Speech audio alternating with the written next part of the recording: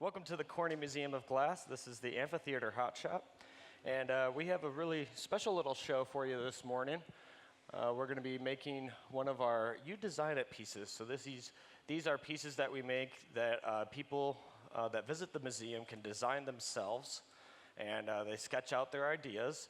And we'll pick one out during the week and make it at the end of the week on Sunday. So this is Jeff Mack up here. Let's give him a round of applause. He's going to be our gaffer. Helping him out is Lucas Milanic. Yeah, give him a round of applause. Huh? Yeah. My name is Joe Falzoni, and I'll be narrating the show and also helping out during the process. And me and Lucas might be switching off narrating during the middle of the show. Over here we have Amanda. Let's give her a round of applause there. Hey for Amanda. She's going to be running our live stream. We're actually streaming this live online, so along with all you viewers here in this theater, we also have many, many viewers across the world that can see this if they would like to.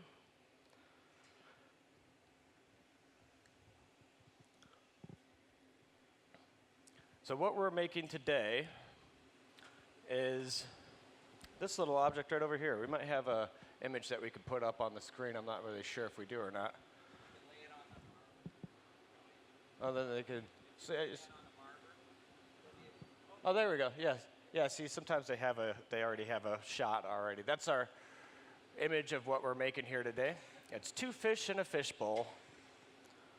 And I don't know how to say that last name. Mahady? Mahady. Sean Mahady designed this. And he's from Syracuse, maybe? Syracuse, New York. Syracuse, New York, a local New Yorker. So he designed this piece, and that's what we're making here today. A couple fish in a fishbowl. We're getting started off making the fish part. Oh, what are we doing now? Oh, the rocks. Okay, we're designing some of the design elements in the bottom part of the fishbowl there, the rocks, and there's going to be looks like some seaweed kind of stuff, some coral life, that kind of stuff going on at the bottom of the fishbowl. So we're kind of designing all the little decorative elements that are going to go inside the fishbowl first. Then we'll make the fish as well. And we'll put all this aside in our garage. So we have one of our, yes? Sure. It's not heated up. Do you want me to flash it? Okay.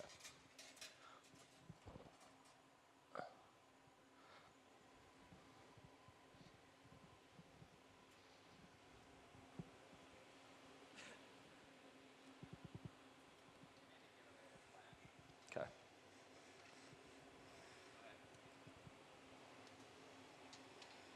There's a smaller one too. I just grabbed the big one. Huh? I just grabbed the big shovel. Yeah, that's good. Let's just we'll use this one. It's fine. And then you could just leave it in the ground. Okay. I'll put a bunch of rocks on here so just hang out for a little bit. Okay.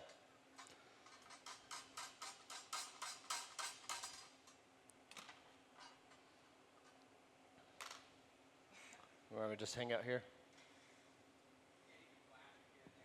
Okay.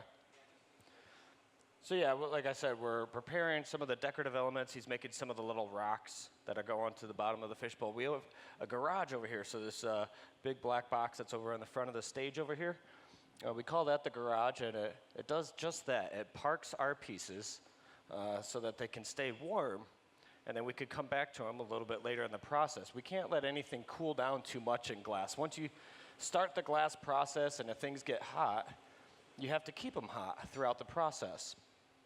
If you let them cool down too much, say much below 900 degrees Fahrenheit, then they will crack. So we have to keep everything nice and warm. And then we can come back to it and attach it all and put it all together a little bit later.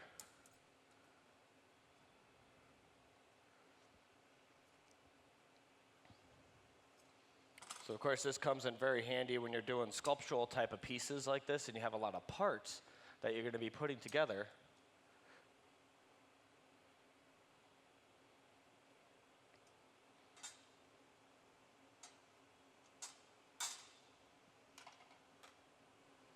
And more traditionally, when you're putting together things like goblets or stemware, you would definitely use the garage.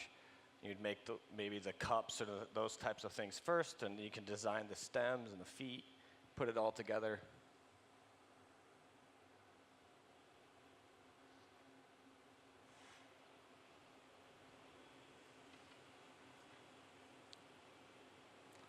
So you can see every now and then I do have to flash what we call just taking a general heat is what we call a flash. And that's just an overall heat, making sure everything stays nice and warm.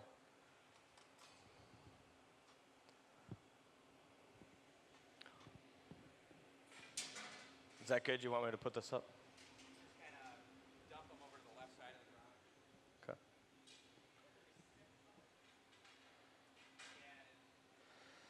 So you see we got a couple of rocks on there.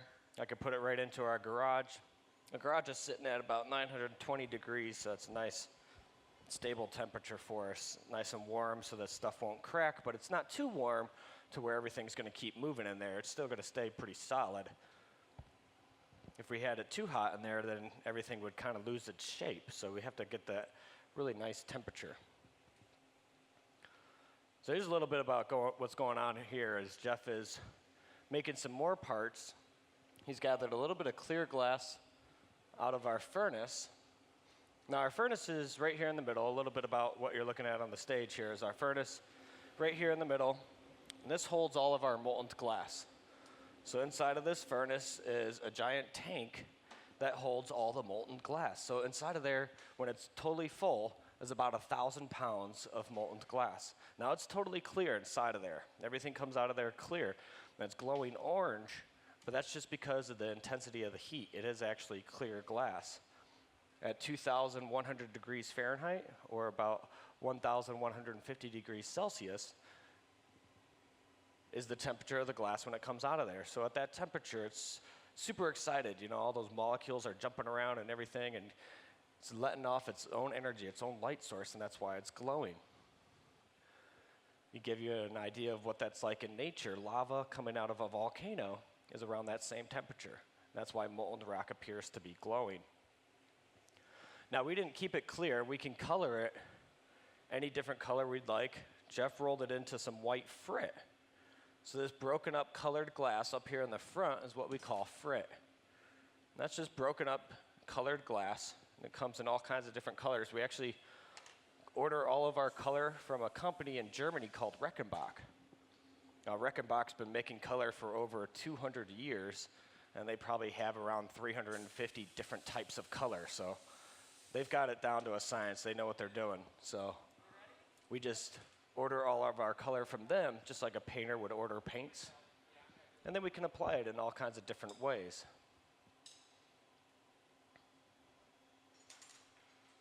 Now, what actually gives us our color is different metals, different metal oxides, compounds, sulfides, things like that. We all remember the periodic table, right, from school? That exciting table that we all had to memorize, right? So if you think about things like copper and cobalt, might give you a nice blue color, or iron oxide or rust, give you a nice green. Manganese will give you a nice purple color. Cadmium will give you a nice yellow, and even gold added into glass will change the color of the glass and give you a nice ruby color. So if you're like ruby glass, people might say you have a expensive taste, which that would be me because I love ruby glass.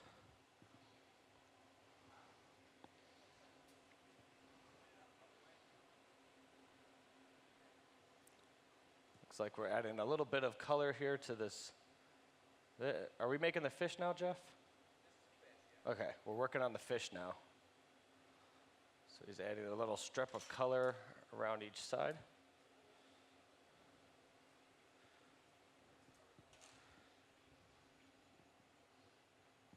Everyone was shaking their head up there. Yes, I remember the periodic table, right? So that might have been a long time ago. Does anybody remember? This is quiz time now. What the atomic number of cobalt is? Anyone? You were shaking your head yes. I thought you remembered the periodic table. Get out the phones. We got to Google this now. It's 27. I'll give you a hint. It's 27.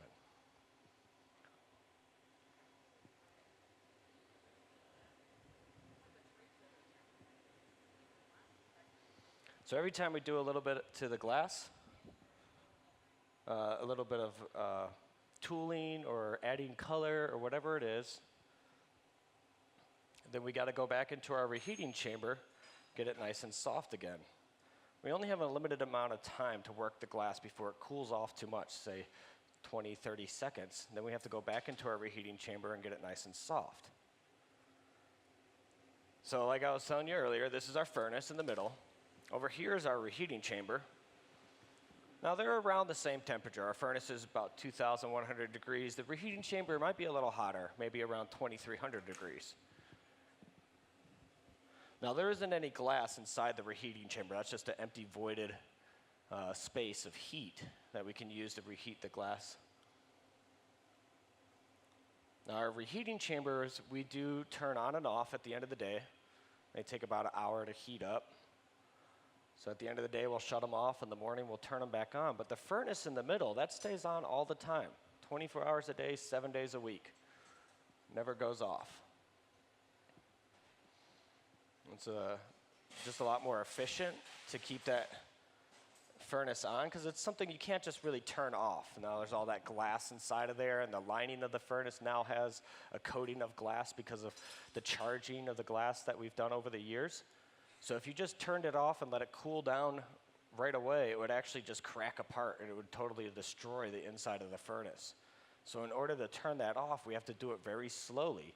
Probably take about a week, maybe a little longer to turn that off. So that's why we just keep it on all the time. Now eventually you do have to turn it off and make repairs, but this has actually been running since we built this amphitheater about 2 years ago. So this furnace has been on for 2 years. We're planning to, or we're hoping to get at least like another 4 years before we have to do any real maintenance to it. So it's a big production to be able to turn these things off.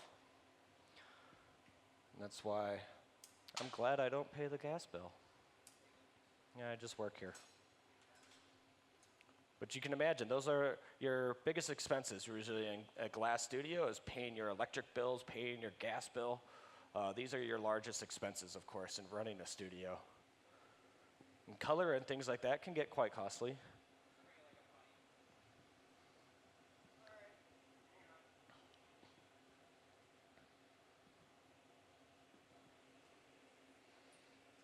All right, so Lucas, let me get out of the way of the camera there. Lucas is bringing over another little bit. You can see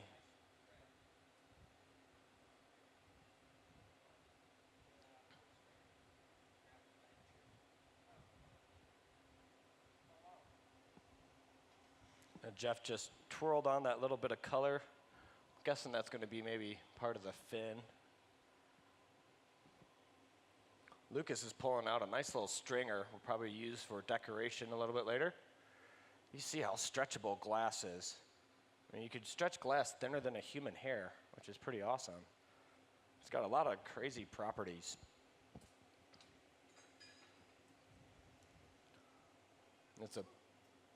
It's a poor conductor of heat.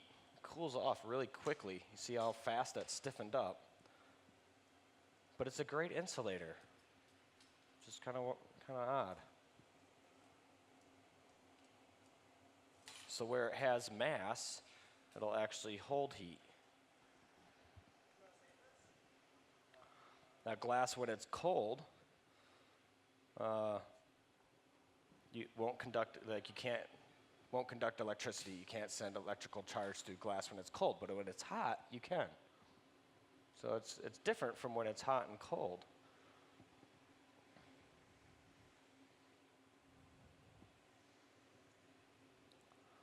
Now they have actually developed certain types of glasses that you can send electrical charges through, aluminosilicate, they call them.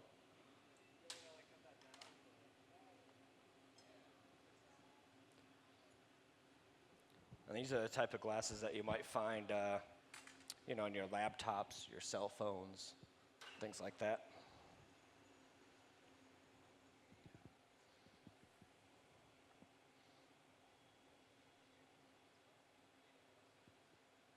A question, yes.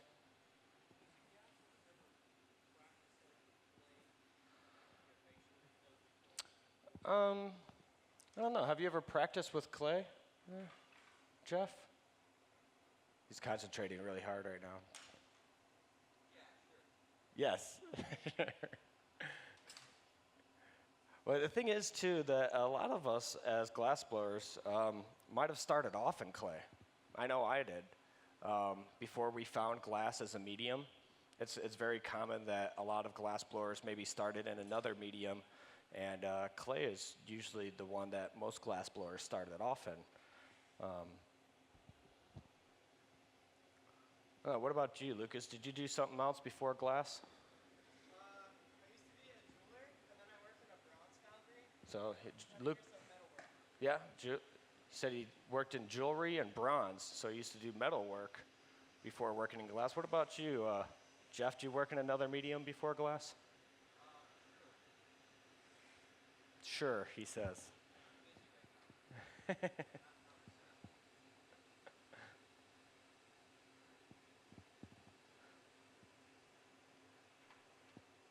He's concentrating hard on this fish here. Here we go. I'm putting on some decorative elements. He's got to focus. He's got about 3,000 degrees torch in his hand, so probably best I don't distract him.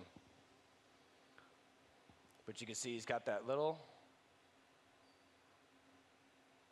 stringer of glass and that torch. He's able to just heat up that stringer, and then he can sort of draw with it. It's kind of just like drawing with a little pencil or something like that.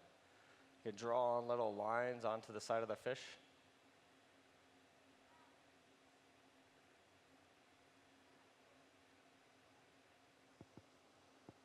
Again, he can do so much to it, and then Lucas is going to have to go back, take a quick little flash, heat it up, make sure that whole piece stays nice and warm. Then when he comes back, he can draw some more decorative elements on there.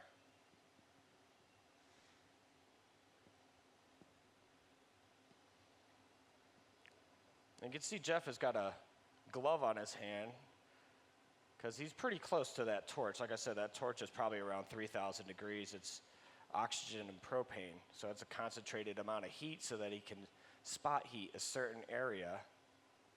But for the most part, we don't wear gloves in here unless you're doing very specific kind of work like that. Well, you need the dexterity with your hands to be able to turn the pipe, to be able to use the tools. It'd be kind of like playing the guitar with gloves on. It's a little difficult to do, right? So we don't typically wear gloves in here.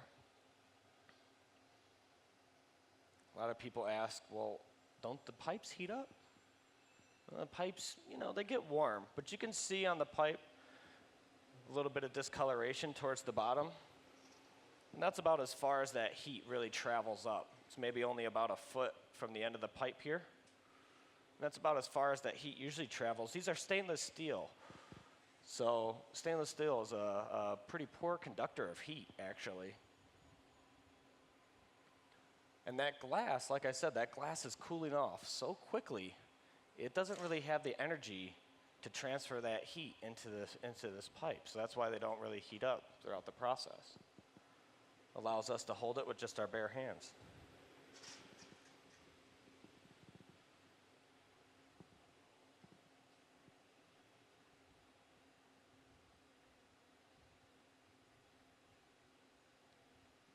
That looks like an eyeball to me. I think that's an eyeball. So fish is coming together.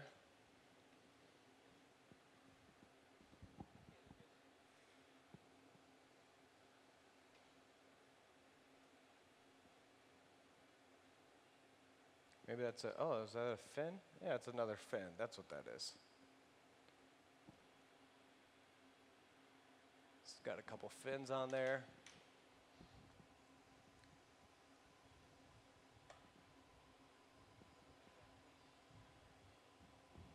Now you can see this is obviously what would be the front of the fish is the part that's attached to the punty. So we're making the tail end of the fish first. And we'll probably have to transfer this onto another pipe to flip it around so that we can finish the top half of it. And it's typically what we do in most of our glass blowing pieces, whether it's sculpting or blown work. you typically will make half of the piece first, or the bottom half, or whatever it is that you're working on, and then you'll flip the piece around and work on the other half second. That's a very traditional way of blowing glass. You finish the bottom half of whatever it is down here first, then you'll punty it, flip it around, and then you'll finish your top half secondly. It's a pretty traditional way of blowing glass.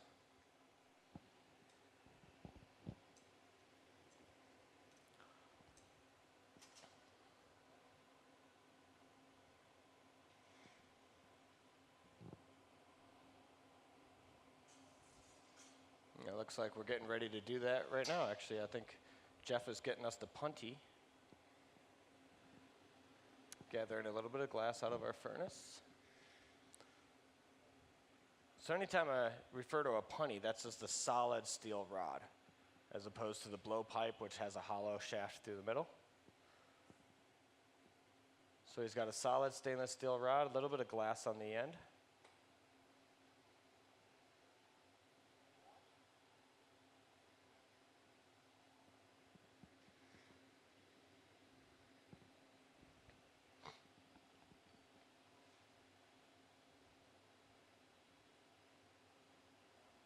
As you see, he's just spot heating the tip of that punny. Here we go. We'll attach it probably towards the fin part. Yeah, it looks like he's going to attach it right at the fin. And put a little water on there, and that'll stress the glass. Look at that. Just breaks it free. Nicely done. Yeah, you can applaud for that. You've got 3/4 of a fish, I would say. Almost a whole fish.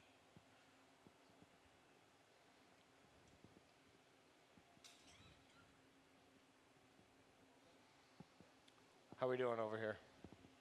Doing well? Ooh, about 170 people watching. That's pretty good. Well, hello to everyone online. Welcome. No questions yet. Okay. Well, you just let me know. So it looks like Jeff has brought out some Marini he's going to use for the eyes. So Marini, it's kind of tough to see. This is just a tiny little piece. You might be able to get a close-up here when he actually attaches it. I'll put one out on the Marver. I don't know if the AV people will get a close-up of that or not.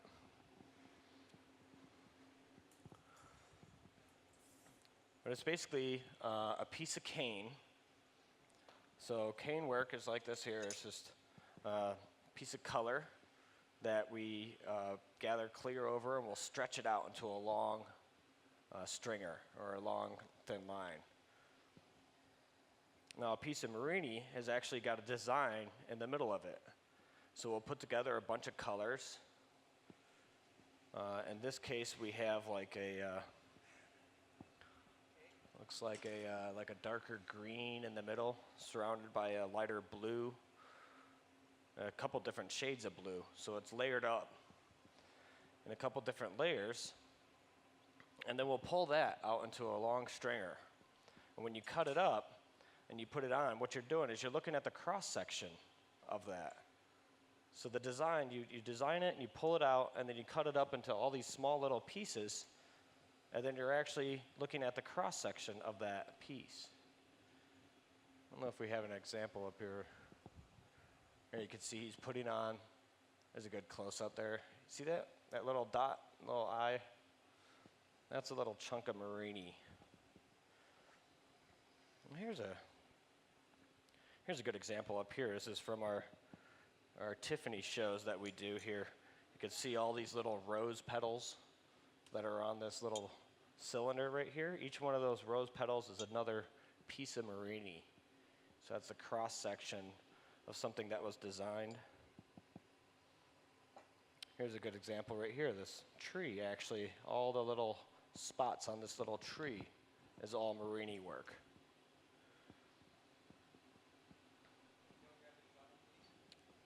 Shovel? Yes. The same one the rocks are on?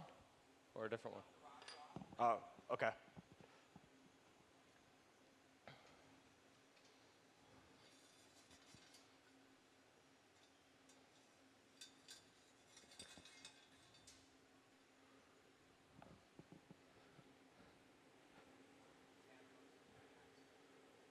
Ready for it? Okay.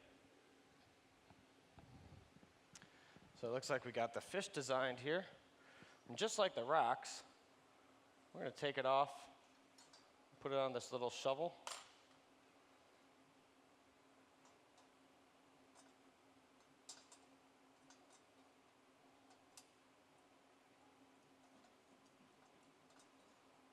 Yeah.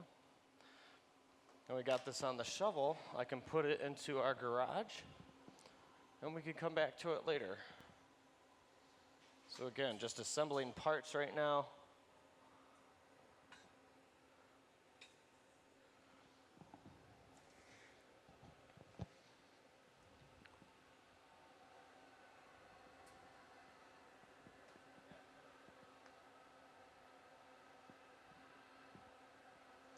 Making a fish number 2.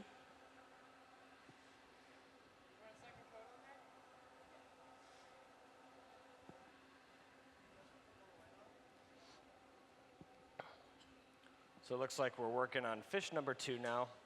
So that first fish was white and orange, and this second one has got a little purple on it. I don't know if you could show our drawing again, possibly.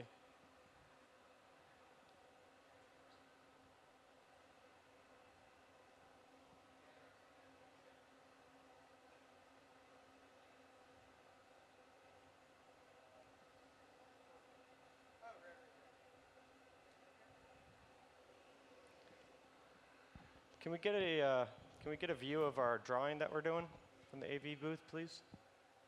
Oh, thank you very much. So if you're just joining us, this is what we're attempting right here. So we've made the first fish, the orange and the white one there. We're working on the purple and the white one now. We've made some rocks that are going to be going onto the bottom of our fish bowl. So just assembling all of our pieces together.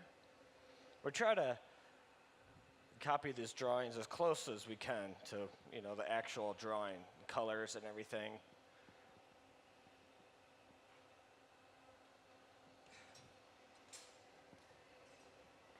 So this is our You Design It, We Make It program that we have here at the Corning Museum. And it's Two Fish in a Fishbowl by Sean Mahady.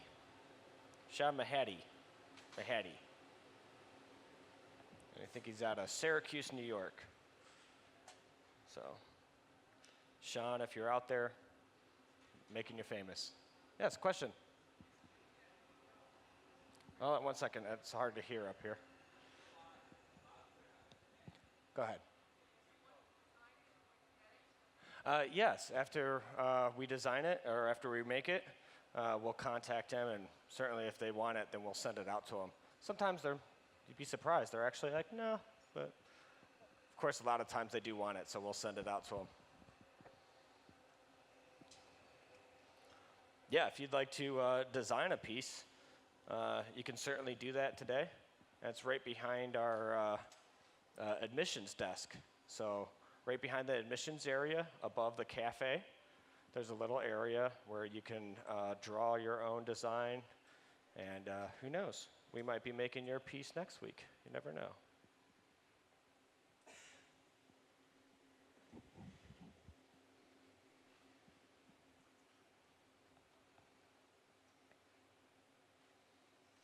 So we're adding up some more purple color.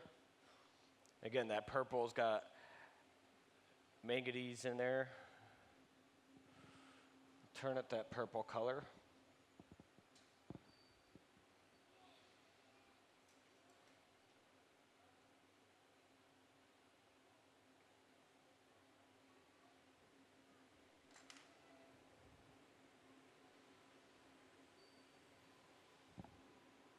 I'm going to check on our fish over here, see how they're doing.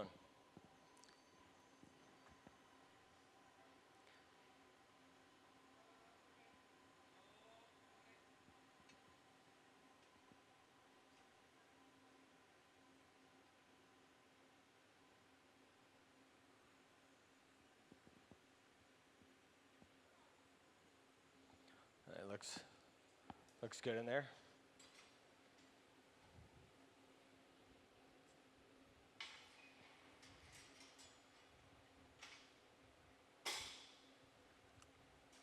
You see he's put on that little bit of color, and Jeff is just using the tweezers there to kind of tweeze out and shape the fins.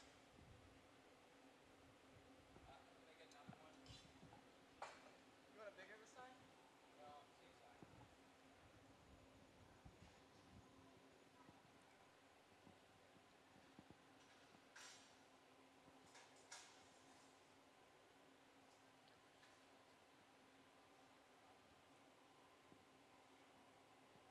Lucas is gathering up a little bit more glass.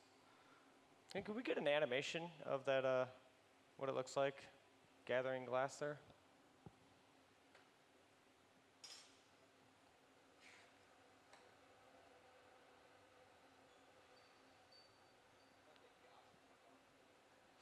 Is it not? I'm going to check it.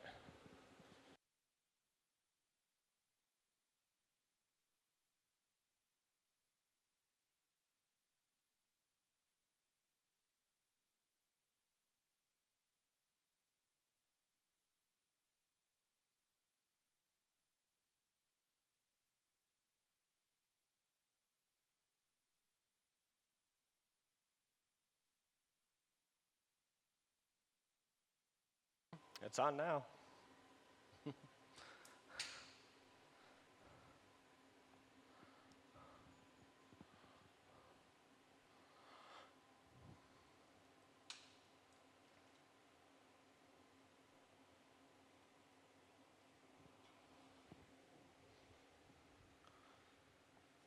So you can see they're working as a team up here. Make this fish happen. There's a lot of things you can do by yourself in the glass studio, but not many. You're pretty limited working solo. Yes? Sure. Hang on to this for a minute. Sure.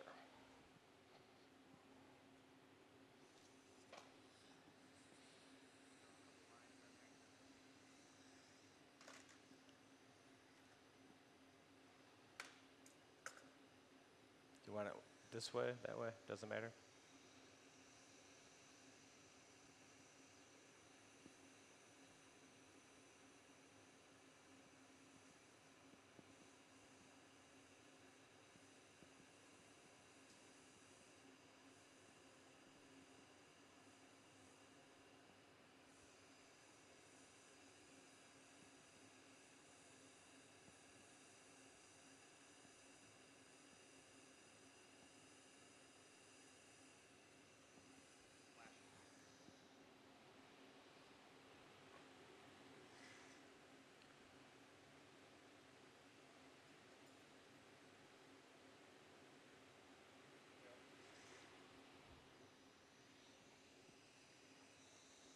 Same side? Flip it over. There you go.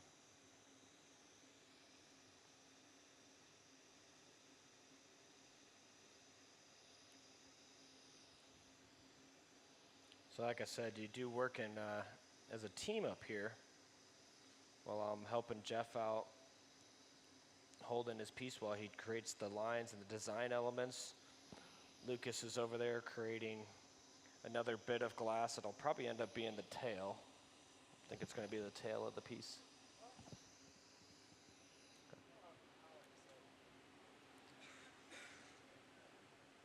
think you're doing the tail, right? Maybe?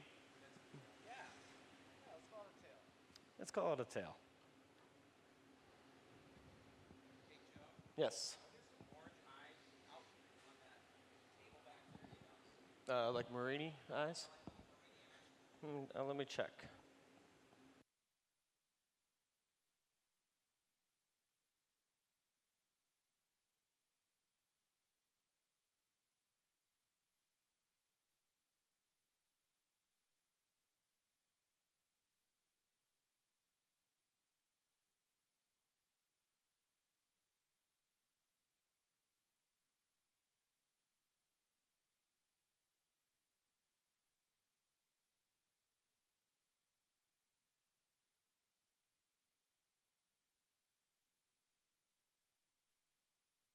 I don't see any orange. I don't really see any Marinis at all. It actually got cleaned up over there the other day, so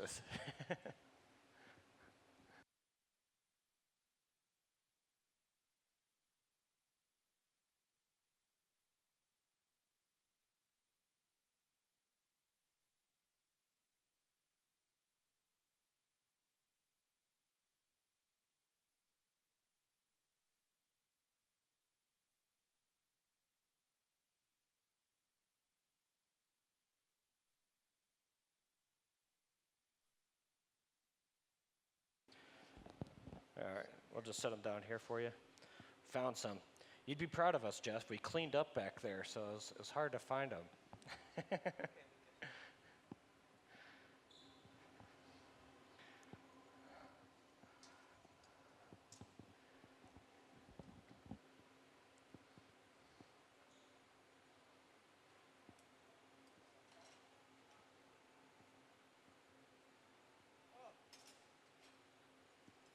Adding on another bit of glass there. This is going to be the tail.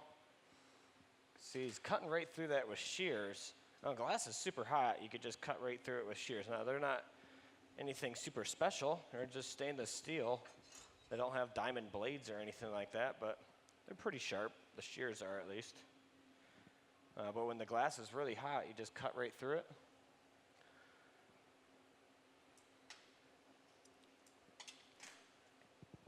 There's all kinds of different types of shears. These are, you can see these ones kind of small, little trimming shears, a little bit larger.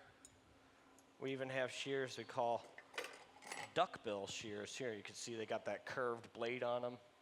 So all kinds of different shears for different kinds of cutting applications. We even have these ones called diamond shears.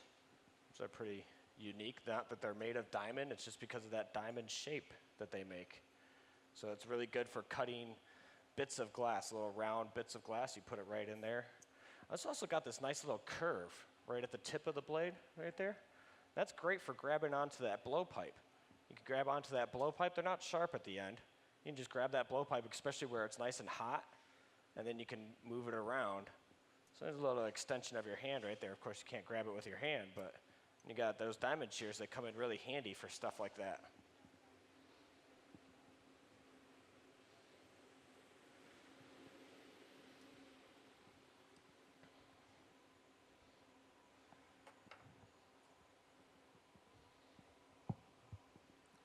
It looks like we're making another punty, getting ready to take this fish off. So moving right along, we've got one fish over here in our garage already. We've got a few rocks in the garage made up. Jeff is just about to transfer over the other fish onto a punty.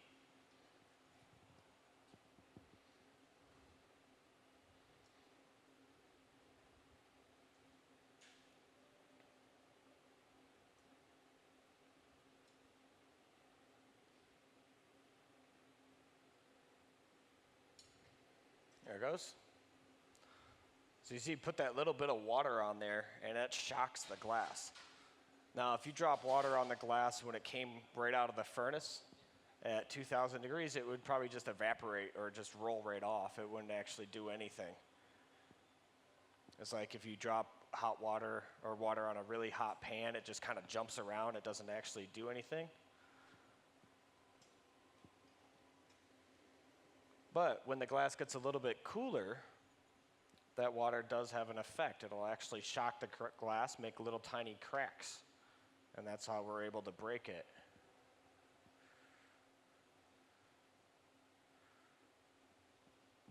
I think there's actually a name for that. I can't remember what the effect is.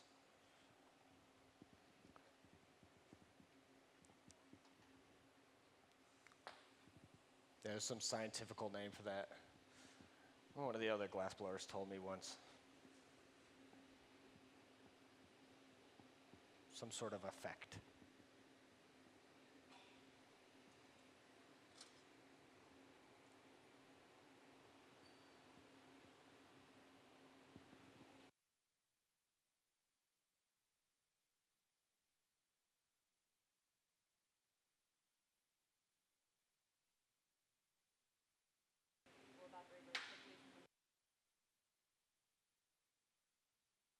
Oh, that's what the Leidenfrost effect.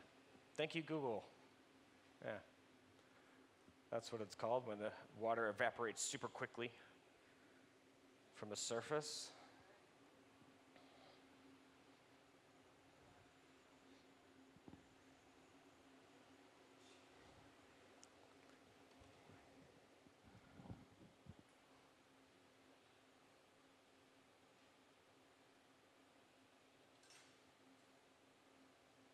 So I got that fish flipped around.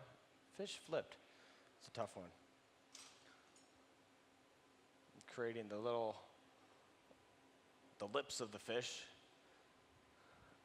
or the mouth. We'll call it the mouth. Fish lips.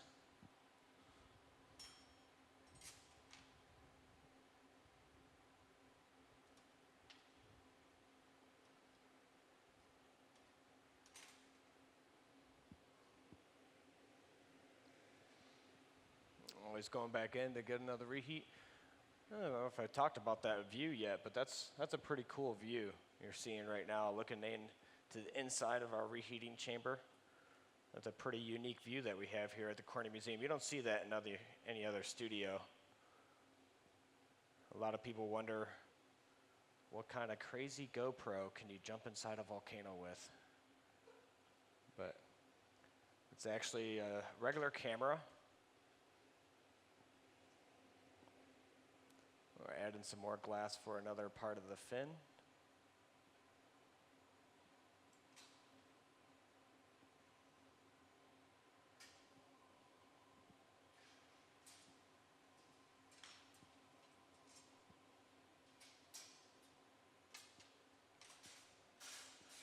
Yeah, it is actually a regular camera. It's not actually sitting inside of that reheating chamber. Of course, that would just burn it right up instantly. It's sitting behind the reheating chamber, so it's looking through a little glass window. There's a little fan back there that's kind of keeping the camera a little bit cool, but it's the window itself that's actually really protecting it from the heat. That might raise another question. Why isn't the glass window melting? Well, it's a special kind of glass. It's not the same type of glass that we're using. The type of glass that we're using is called a soda lime glass, which is actually the most common kind of glass out there. It's what you see all the windows and your glass at home and bottles and things like that. That's all soda lime glass. It's the most common kind of glass out there in the world. Glass that makes up that window that gives us that special view inside of that reheating chamber is a fused silica glass. So that's one of the more pure forms of glass being made from just pure fused silica. It's a very hard to manufacture type of glass, but it gives it a much higher melting temperature at about 4,000 degrees. That's why it's able to withstand that kind of heat. Now it's got some pretty interesting qualities, just like withstanding the heat. It's also got some great optical qualities. It's super clear. There's not a lot of impurities in it.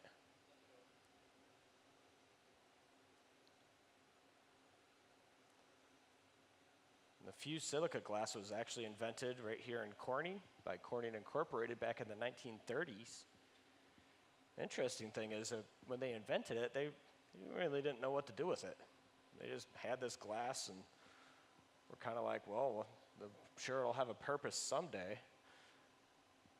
It wasn't until around the 60s when NASA came along and said that we need a special kind of glass to protect our space shuttles to be able to use on the windshields.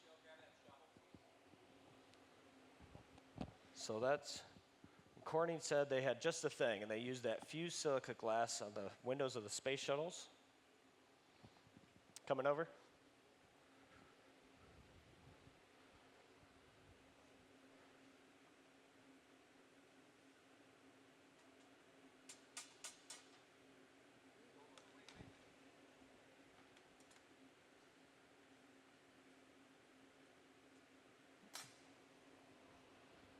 All right, so we got another fish on there. Put it back in our garage, keep it nice and warm. There we are. Nice. 2 fish down.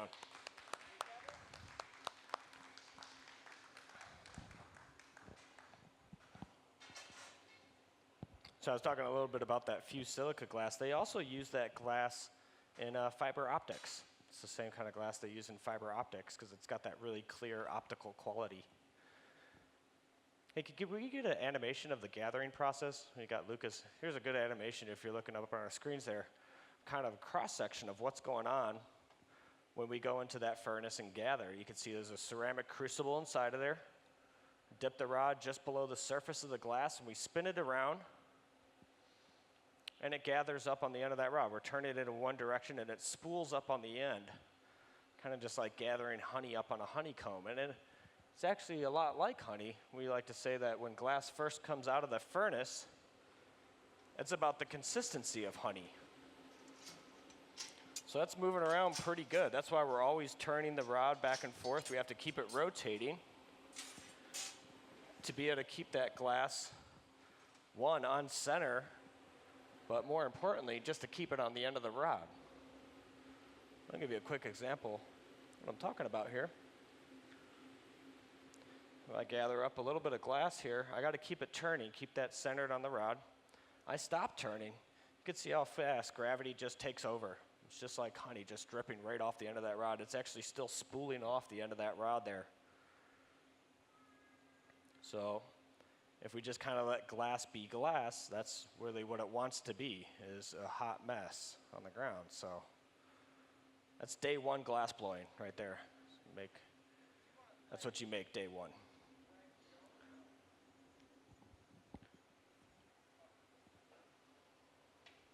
A little bit more impressed, right, with what these guys are doing? It's not easy. It takes a lot of time, a lot of practice, a lot of muscle memory to really figure out how that glass is moving. One of the more difficult things to learn when you're a beginner is just that turning motion. Just to get that muscle memory ingrained in your brain that you got to turn all the time. Turn, turn, turn, turn, turn. That's what your beginning glass teacher always tells you. Turn, turn, turn. Now Jeff over here is using our pipe cooler. So I was talking about the pipes warming up. Sometimes, you know, when you go in that furnace, you have to go a little deep, and they do warm up a little further than you'd like, than you're comfortable with, you know?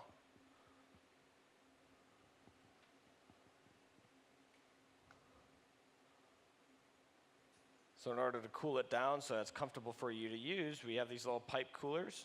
There's a little trough where you can fill it full of water and then just run the pipe through it. Cools it down really nice.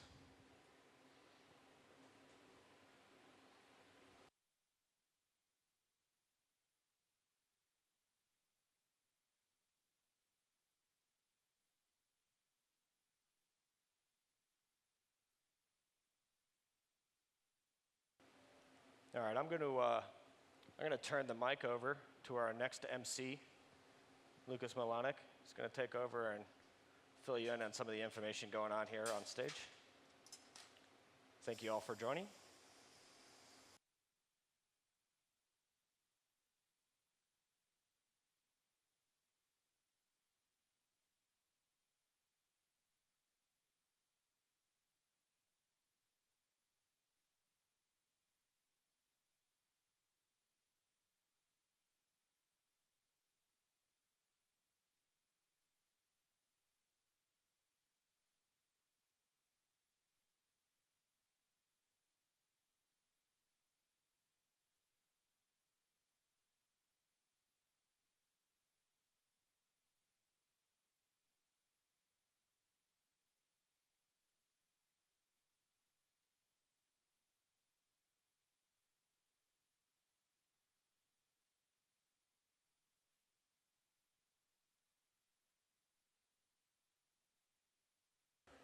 All right.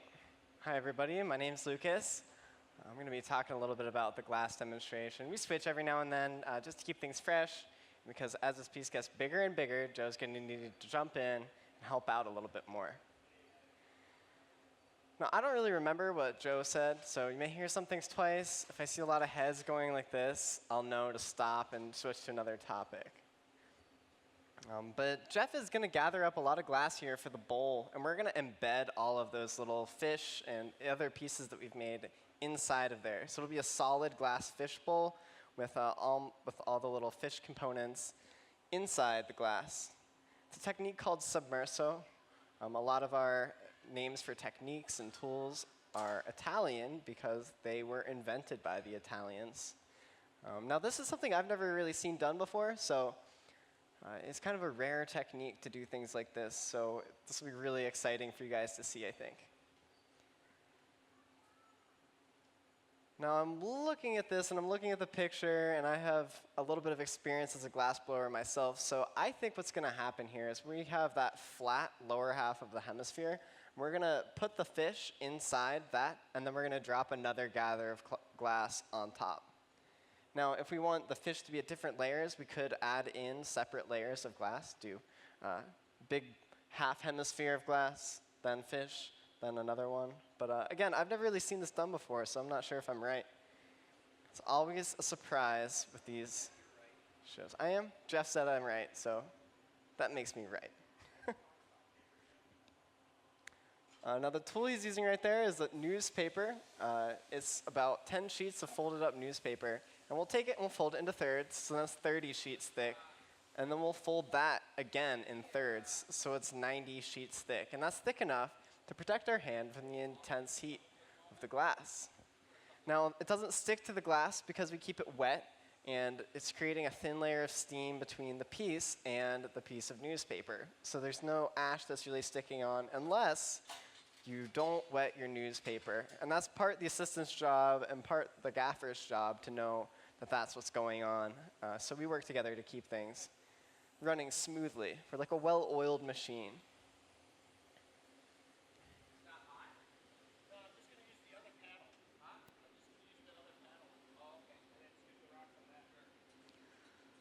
All right, so we're going to start building this piece up from the bottom, I believe, and our next step is to add in the rocks at the bottom. So if you look at the drawing, there's some little brown rocks at the bottom. It's a nice, cute little fish tank. And we're going to pull them out of our garage. This is holding at about 1,000 degrees, and it keeps our glass in a kind of a safe point where we can be sure it's not going to break due to thermal stress from rapid cooling, but we can also confidently put it inside of our reheating chamber at 2,300 degrees. So that temperature shift is about 1,000 degrees, and if we took it in the 2,000 degree shift from room temperature in there, it's going to explode and crack and make a big mess and ruin our work. So we don't want to do that. We're going to do this instead.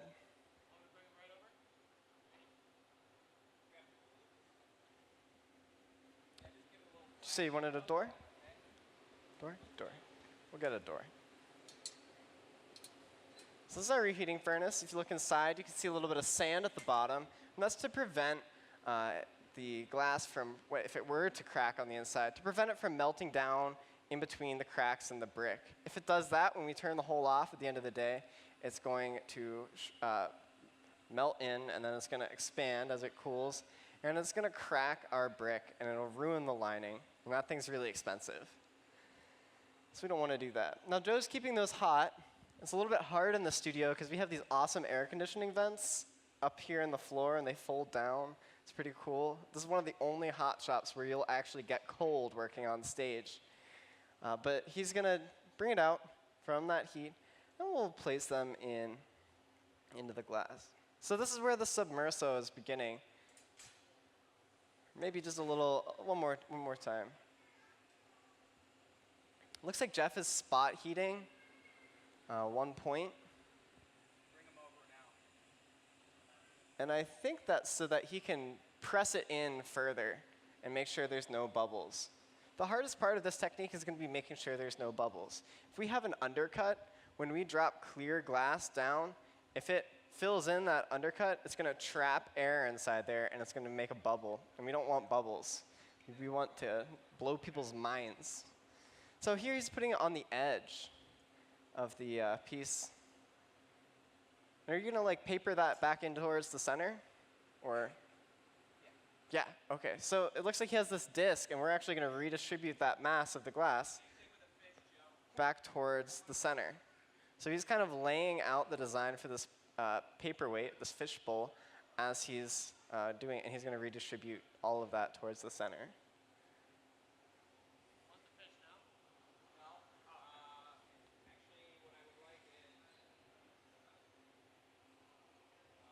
Now, the whole time we're working with the glass, we're keeping it at a temperature of above 1,000 degrees. So if you keep that in mind, it's really difficult to maintain heat through something so thick.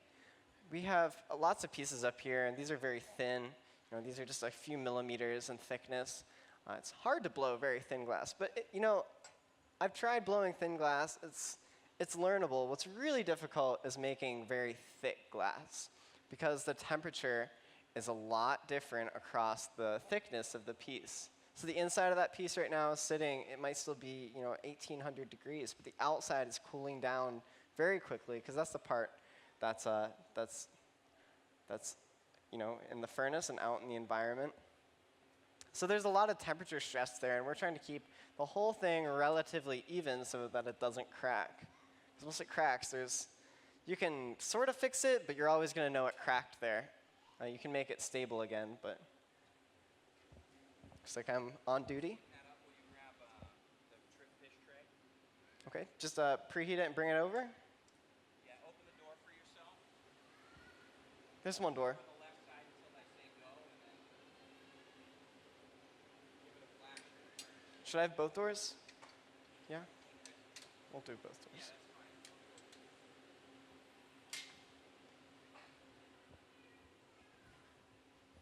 All right, so I'm going to bring out these fish here. We've got them on the left side of the garage. Well, my left, your right.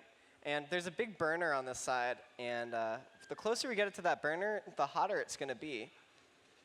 So if we were putting something in here for a really long time, like hours and hours, we'd put it on the right side at first. And that's just going to hold it at like 900. And we can be absolutely certain it's not going to move. Then we move it over to the other side when we're about ready to use it, and that's going to bring it up to 1,000, and then we can put it in the reheating furnace. So that's what I'm doing right now. I've got this pretty close to the burner, and we're ready to go here whenever we get the word. We're going to start putting fish inside our fish bowl.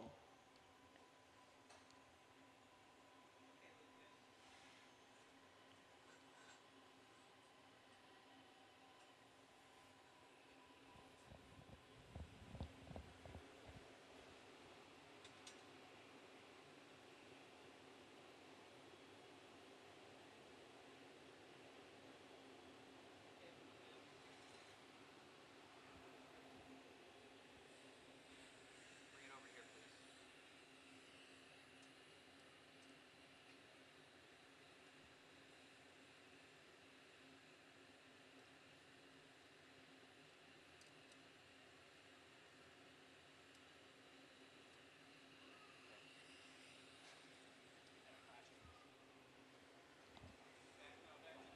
Back in the garage, okay.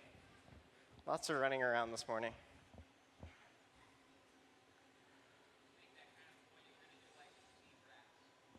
Okay, so the second fish is safely back in the garage. And now that I'm looking at the picture and looking at this, I'm going to change what I said before. I think what's going to happen is we'll drop another piece on top of that, and then we'll flip its axis.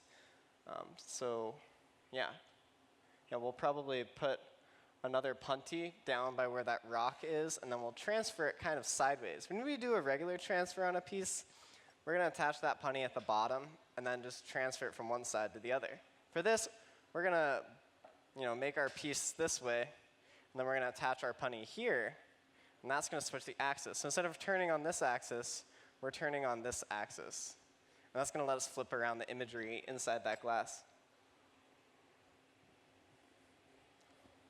Now Chris has started gathering for the next big drop, and you're going to get to see a lot of glass moving pretty quickly because we're just going to drop on a big gob on top of that and then try and get the two pieces to merge so they look like they're one.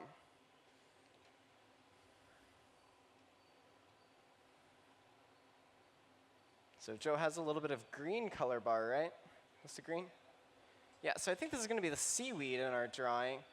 And probably just by putting some stripes there, we'll be able to trap that in the center when we drop on that second bit of glass.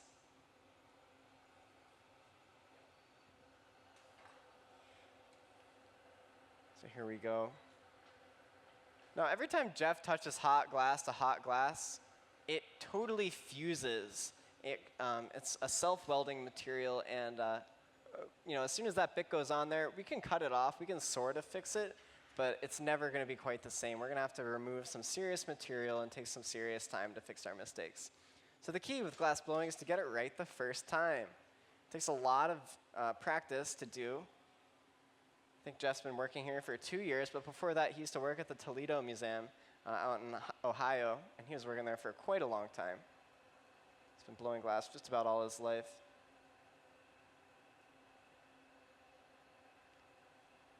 So there's the extra seaweed, and he'll crimp it flat, give it a twist, and then he'll press that flat. And because he's putting that twist in there, it's going to give a little bit of dimensionality, even though we are going to be flattening that to almost 2 dimensions. Now we have to work relatively 2-dimensional in this step because we don't want to trap any bubbles again. So if we're having some kind of weird shape where it's like lifting up, there's going to be an undercut. If we lift up the fishtail, there will be an undercut underneath there, and we'll trap a bubble. That's what we're trying not to do. Hi guys, welcome. This is our morning show. We're doing a You Design It piece. Every Sunday, we make a piece that someone else has drawn in our museum. We have like a little coloring area. Sometimes it's a kid, sometimes it's a 47-year-old, so it never hurts to try.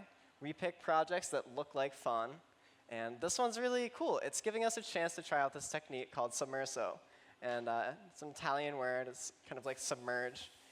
And we're going to encase this with another blob of glass. And the fish is going to be on the inside. And it's going to look really magical.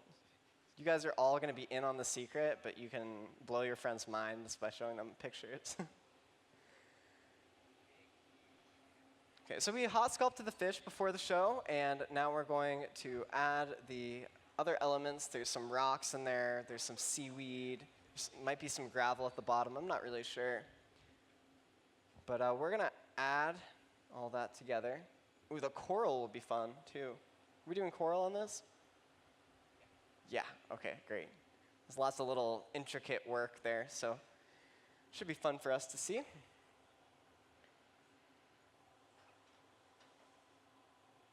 Now, this is Jeff Mack. He's one of our master glass blowers. He's been blowing glass for a very long time. And he's joined today by Chris Rochelle and Joe Falzoni. And they're both really great glass blowers, very experienced. You can see in just the way he's keeping that on center. He's constantly turning the blowpipe. And it doesn't even look like it's moving when Chris is doing that. But I assure you, if you were to stop turning, it would just bloop, drop right to the floor and burn whatever was down there. Yeah.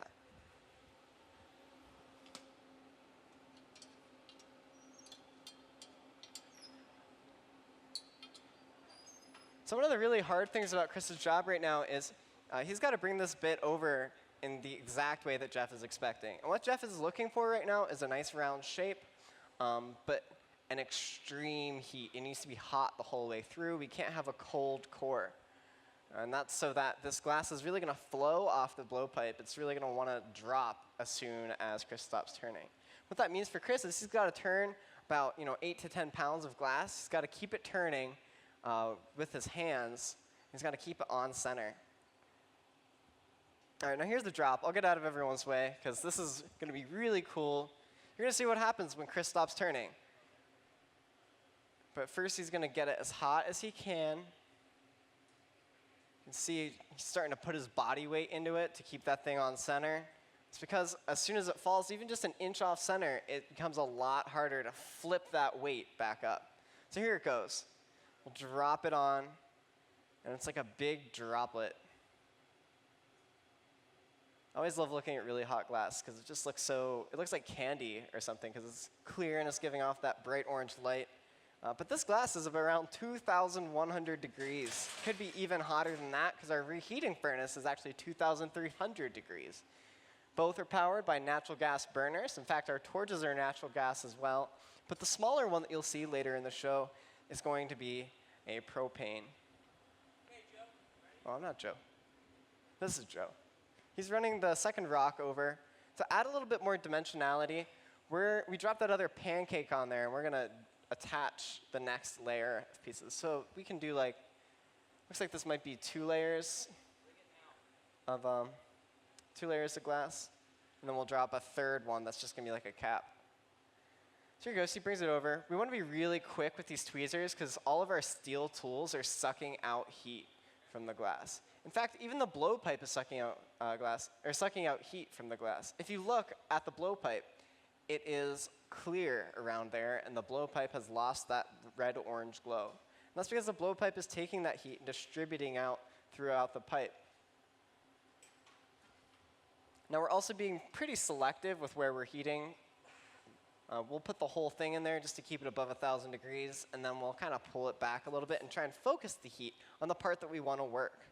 Just leave it on there, Joe, and have it ready for the next time I need it. Leave it in there, and then I'll leave it. And again, the weirder the project that we get in here, the more intense the communication gets.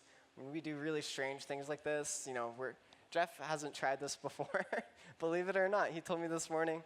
And certainly none of us, at least not myself, have done anything like this. So you know, it's a chance for us to try something new, push our own limits, and we'll eventually send out the final piece to whoever draws it. So make sure you get out there.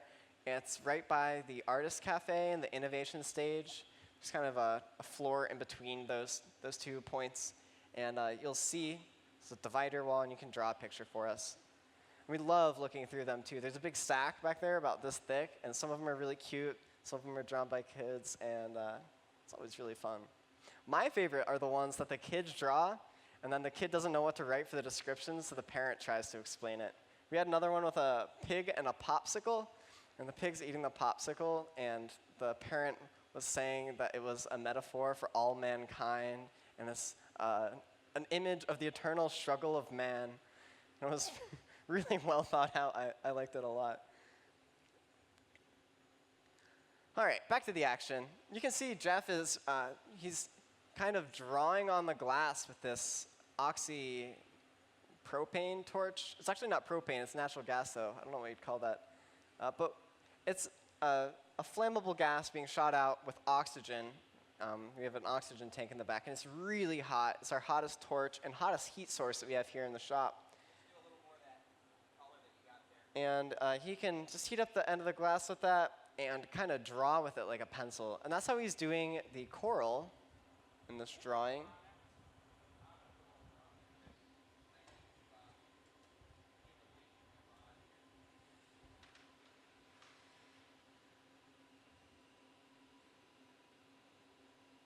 All right, so Joe's got another wrap. What's that one going to be, Joe? What's that one going to be? Do you know? It's like the seaweed, I guess. More seaweed? Yeah. OK, so we're going to add another layer of seaweed on this. That's the same color we used before, and we just put it inside this garage to hold it at a nice, steady temperature so it doesn't break. And you can see he's wearing a glove, and interestingly, we don't really wear gloves in the hot shop, not until we start using torches or we start working on really big things. And that's because it really hurts our hand coordination. You know, we lose the feel that we have with our tools. We lose a lot of things, and it actually kind of becomes much more difficult to wear gloves while glass blowing and much more dangerous, too. Because a lot of gloves, if you get hot glass on it, it's just going to melt the glove. So we try to stay away from gloves. The other thing is that our blowpipes are made out of steel. Our punty rods are made out, well, stainless steel.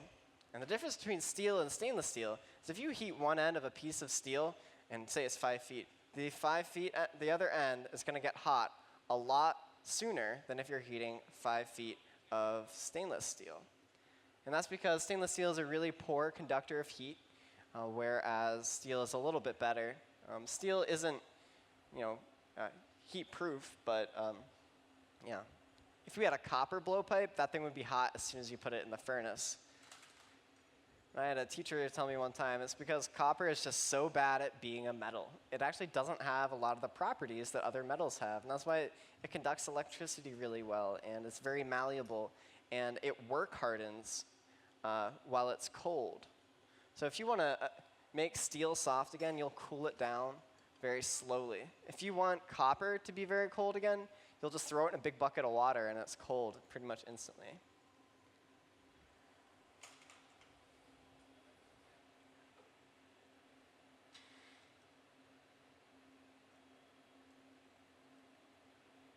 All right, so here's more seaweed. Just twisting those up, pressing them in. Again, we don't want to trap bubbles, so we'll make sure we press it pretty flat. You can see we're starting to build dimension there now. Now the fish is kind of behind the coral.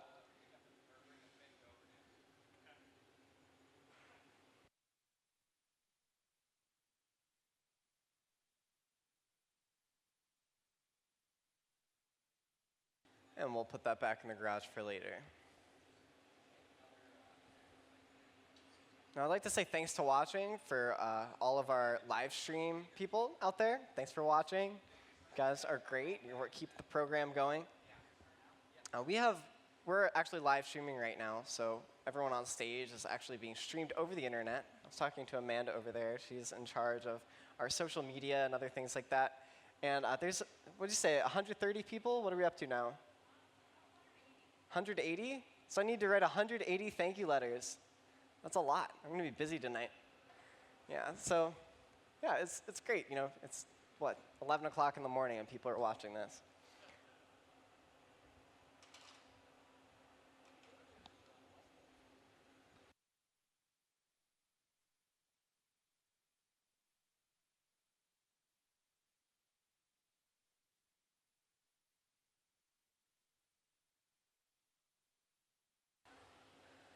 All right, Chris is over here with a tiny little gob of glass, and that's going to get a lot bigger pretty quick. It's probably going to take 3 gathers, and that's going to be the next layer of clear glass on top of this imagery. Now he's also preheating the spot where he's going to put the fish, and he wants it to be really hot there so that he can just press it in.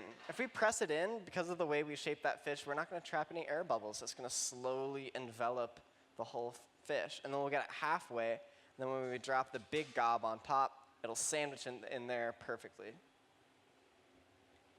So there he is. He stuck it on. You can see him really squeezing that in there. Now the first fish has a little buddy. They're just swimming around in there.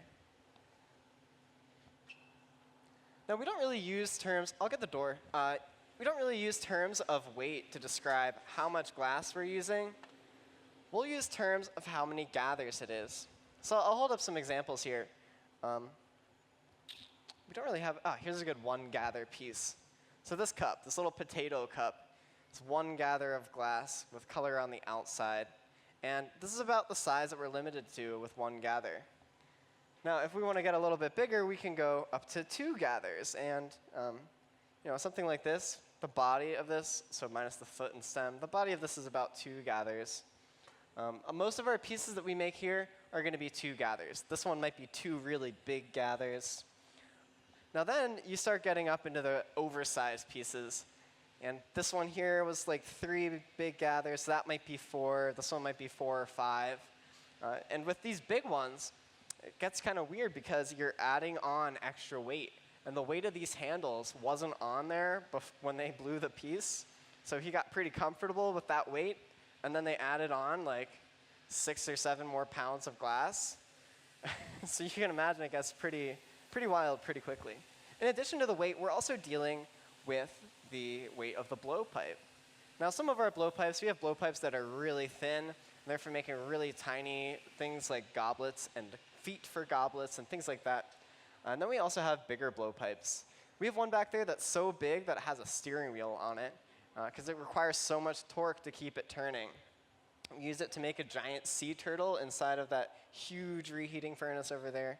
And you know, just some guy was constantly turning that steering wheel, keeping it twisting. Now this one, I'd probably estimate this thing is probably 6 or 7 pounds.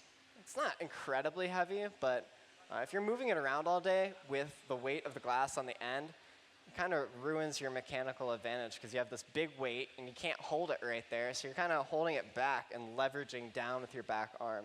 So you want to keep your hands spread, and you'll see Jeff doing that and all these guys. But we're kind of running into the same problem here with the elephant. As we keep adding weight onto here, it's going to get heavier and heavier, and it's hard to gauge how heavy your piece is going to be from the start unless you have a lot of experience with working that design.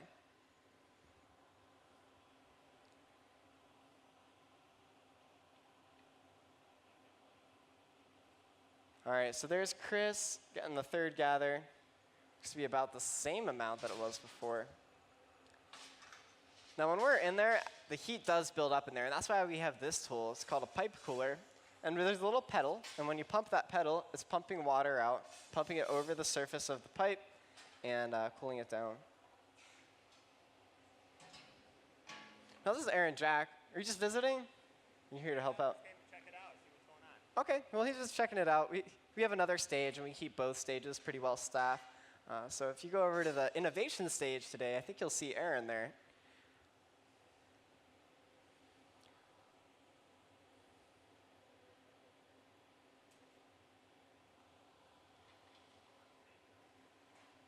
Now, as these pieces get larger and larger, it requires more and more people to help. With a piece like this, we're OK doing it with 3 people plus the narrator.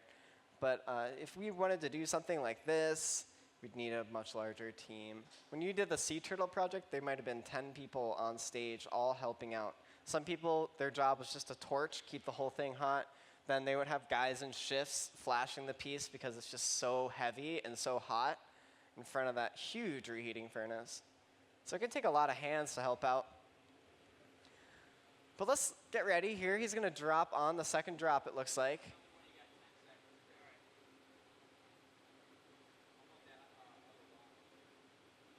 Now, if you think this looks cool, I want you to clap when it's done. Because this is one of my favorite things to watch.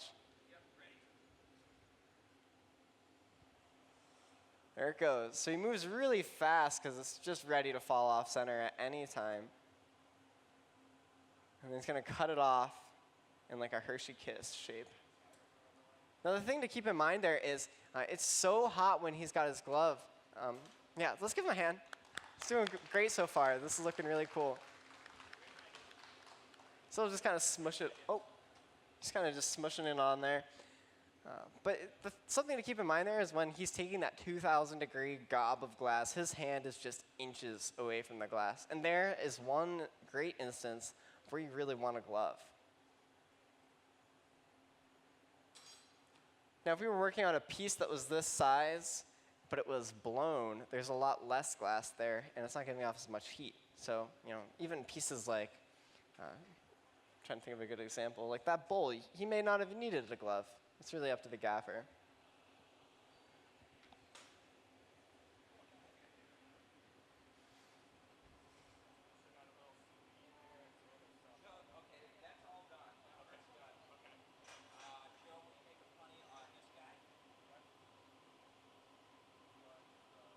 OK, so I think our next step here is going to be to flip that axis, like I was talking about before.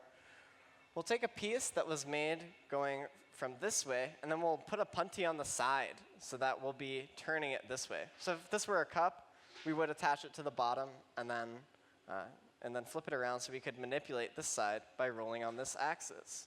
Instead, we're going to be rolling it on this axis, so we're going to flip around the imagery. What's up?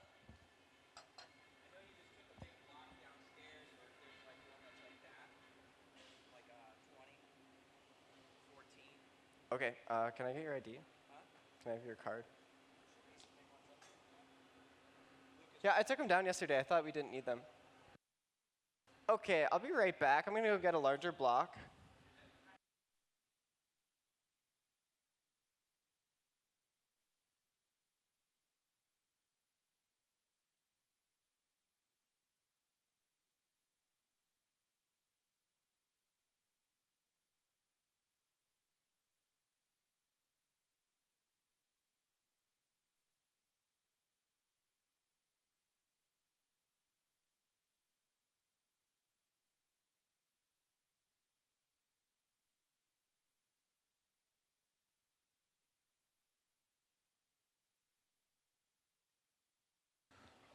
OK, so we're back. I got the bigger block. Is this the size you liked? I think so. That looks like it'll work out.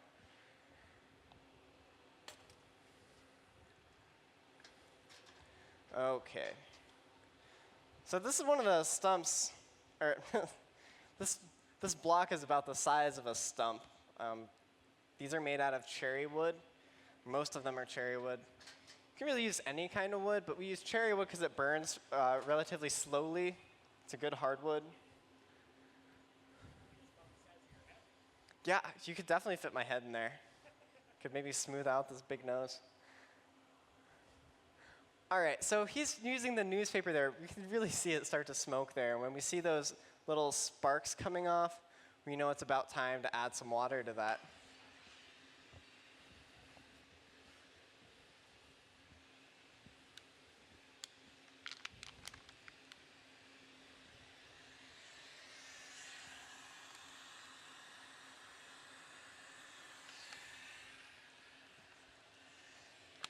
So getting those seams to close up is going to be pretty hard because we have to get the glass back into its furnace-like state, where it's so hot that it's instantly going to fuse. Now the center is fused because that went on really hot, but getting that seam to close up will be kind of difficult.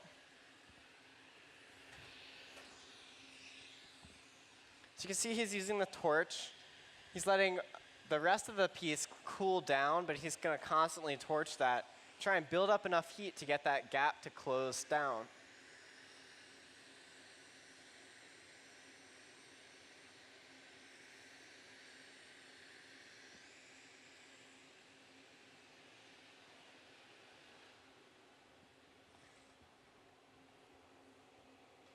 So now we're up to about the size of a bowling ball. If you can imagine turning a bowling ball, it's probably about the same density as what's on the end of this glass rod.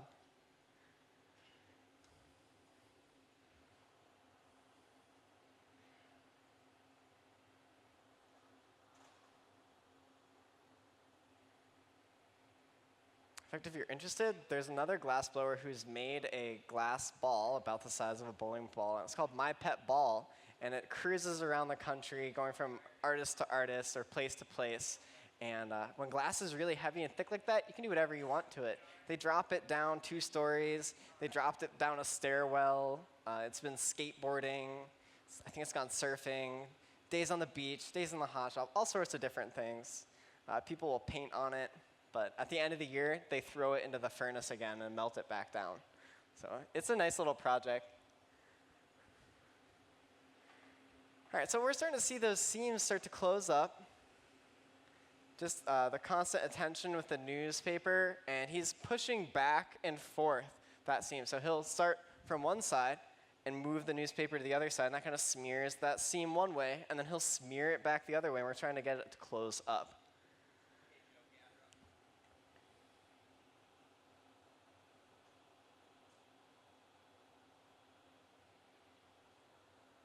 Okay, so Joe has taken one gather and he put it on the pipe warmer, and that's going to keep it kind of at a happy temperature as well. We don't have to worry about it cracking.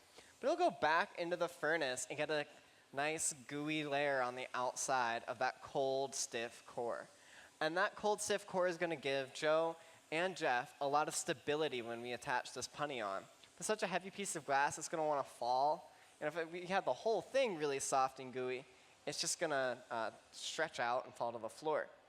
Now with this, we'll have a little bit of stability because it's a really tacky and sticky layer, but on the inside is this firm, hard layer that's going to really manage that well. This is a nice little trick for, the next time you guys are blowing glass and making a really big piece and you want to save it for later. Now the connection between this piece is going to be really key. He's making kind of a dome shape. And we're going to make that dome shape so that Jeff can decide how far he wants to stick on this punty. If he sticks it on too far, or the temperature is too hot, it's going to make a complete and permanent fusion, and we won't be able to get it off at the end of the show. Now, if we do an incomplete fusion, we'll have it break off before we're ready. So if it's too cold, or he doesn't put enough on. So it's really a balancing act between the two.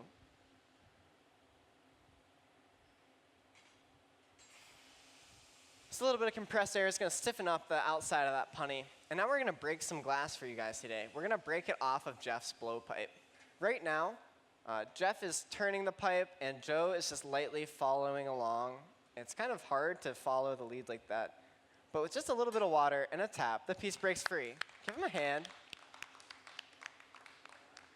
All right, so now we're going to start closing up the other seam.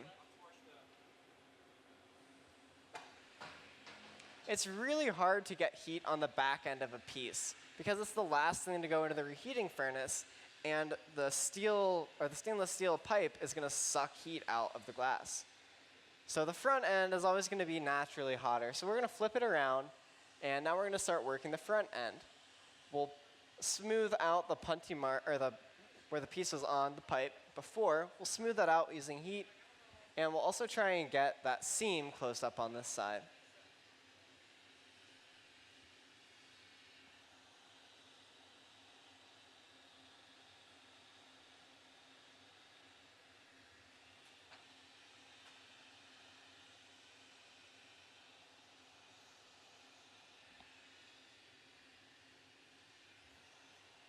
And we have torches in all different sizes. This one's really good for what we're doing today, hot sculpting, which is a technique where we're sculpting the glass almost like clay. But we have bigger ones and we have smaller ones. The one behind Jeff, I don't know if we've brought that out yet, but it's a big, roaring, very wide flame. And it's good for, kind of giving things a general heat. So if we just want to heat up like the back area of a piece, we could use that and just heat it up a little bit. Now that one's a more direct heat, so it's really focused in quite well. It's using oxygen as an accelerant and creating a more intense flame. Now we have a bigger version of that, and the head of it is about that big. There's maybe 100 little flames on the surface of it, and it's a crazy, crazy tool. It's really hot. I haven't seen anyone here use it yet, but I've been looking at it downstairs.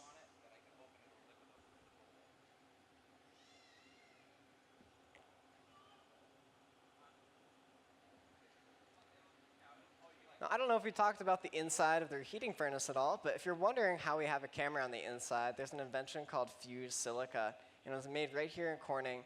And fused silica is really great because it has a melting point of 4,000 degrees. Now, our glass is melting at 2,000, so they're different kinds of glass, and they will not even break a sweat inside of our reheating furnace. Now, behind that little pane of glass is another camera, and it's actually outside of the reheating furnace. It's relatively cool back there. We have a fan blowing on it as well, and some other things that will help keep this camera at a working temperature.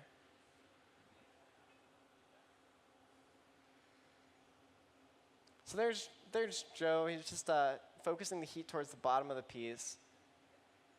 Now the whole thing looks orange right now, but that's just the natural light that it's giving off. It's called black body radiation, when things that don't give off light naturally are heated up so hot that they're giving off radiant light just from their heat. The atoms inside that glass are so excited that they're giving off photons in light. It's a lot of science, but that's one of my favorite parts of glass. Now there was a little wide point on the tip where we broke off the punty rod, and that's where Jeff he took that really wide part and squeezed it down with the tweezers and then pulled it off to a very small point. So he took that really big, wide, ugly mark and made it just really tiny. And we'll work later to press that in. And it's naturally going to want to melt in because it's on the front of the piece. So it'll want to turn into a ball like that.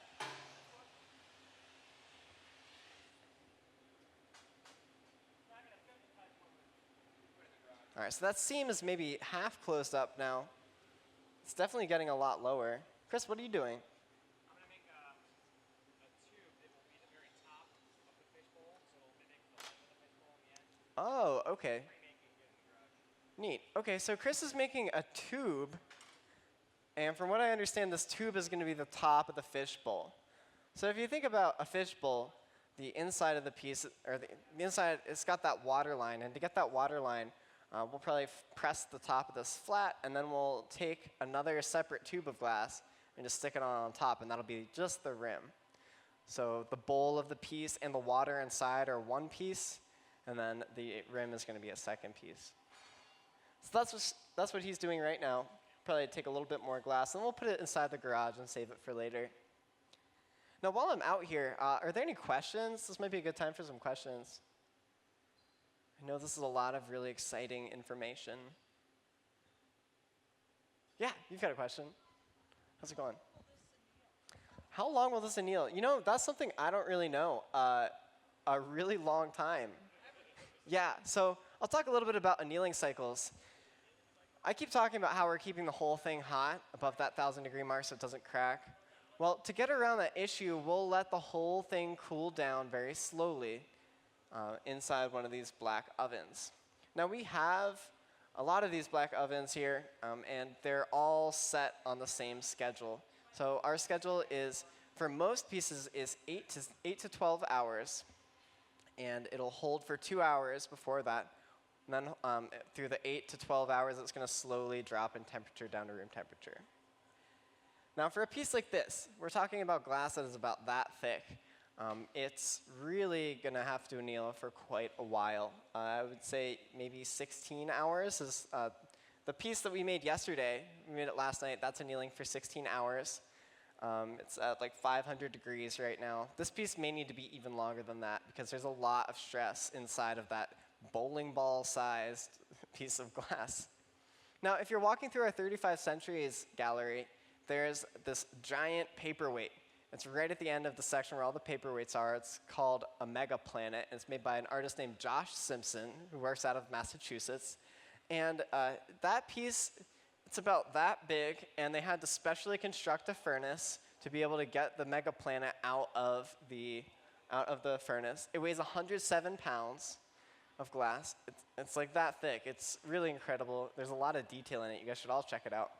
But that piece was annealing for 13 months. For 13 months, over a year, it was just sitting inside one of these boxes. He had no idea if it was okay or not. And I mean, you can imagine just like to keep one of these things running, it's costing him a pretty serious amount. But the reason that that piece was made is because it's our 1,000th paperweight. We have the world's largest collection of paperweights, and it's right here, and you guys get to look at them all. But that was our 1,000th, and he broke the 100-pound limit. It was his own record that he broke to make this paperweight. So yeah, it's 107 pounds of glass, solid, and he had to rebuild a furnace to get it where it is today. Now this piece definitely won't need a full year to anneal, but you know, it might be a couple days. We'll have to see what Jeff wants to do. Are there any other questions? Yeah. What's up? Where can I make the like a picture, and how will I like get it? So where do you make pictures? That's a good question. I really encourage you to do it. So I'm trying to describe it. There's a bridge. It goes kind of above the gift shop. It's the Innovation Center. If you walk through the Innovation Center, on your right, there's these statues of these guys blowing glass. He's got a big round circle and a long skinny tube. There's some stairs there, and if you go down the stairs, you'll see our drawing area. It's right outside, I think it's the Frederick Carter Gallery. Is that? It's behind admissions. Behind admissions sounds a lot easier. Okay, yeah, but you can go there. We have drawing supplies, and you can submit your design for the Make Your Own here at Corning.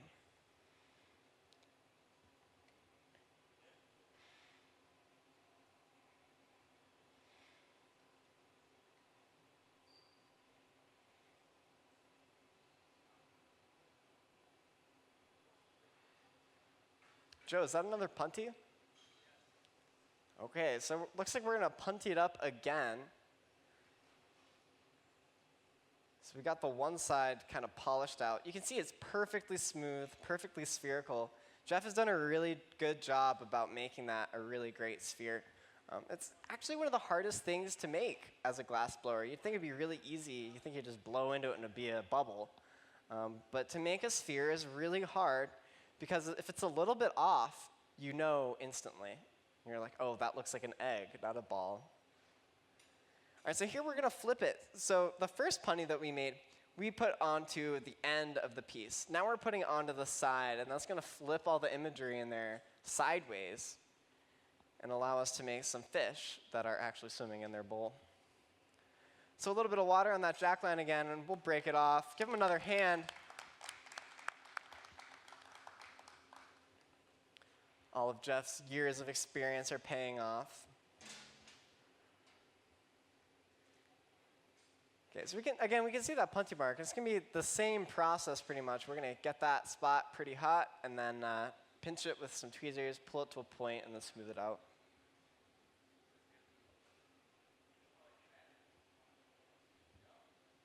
If anyone has any more questions, feel free to jump in anytime. Yeah, you have one?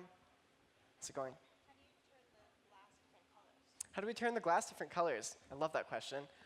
So how we do it in the shop is we go online and we say, I want this color, and there's over 300 colors to choose from, and then they ship it right to our door in that format, which is like frit. It's little tiny granules, so we can just stick it to the outside of the glass. We also have color bar, which is solid color, so before it's been broken up. And we get those colors from a place in Germany. There's a lot of manufacturers, but we use Reichenbach color. Now, how do they make it there? That might be more what you were asking. Just wanted to cover the groundwork there. But how do they make that color? We use metal oxides. So this, let's try and find some examples here.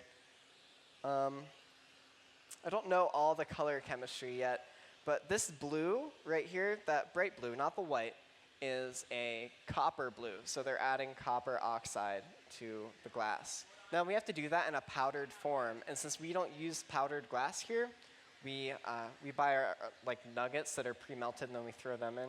But if we were mixing pre-made, or we were mixing batch, the powdered ingredients, we could add color into it and get beautiful colored glass.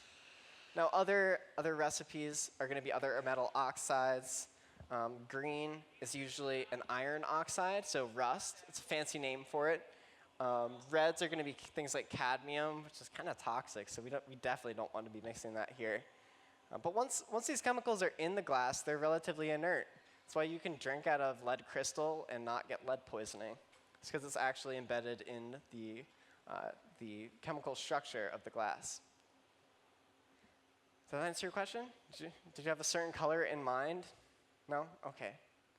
Good. Well, yeah, more questions, feel free to jump in as I'm talking.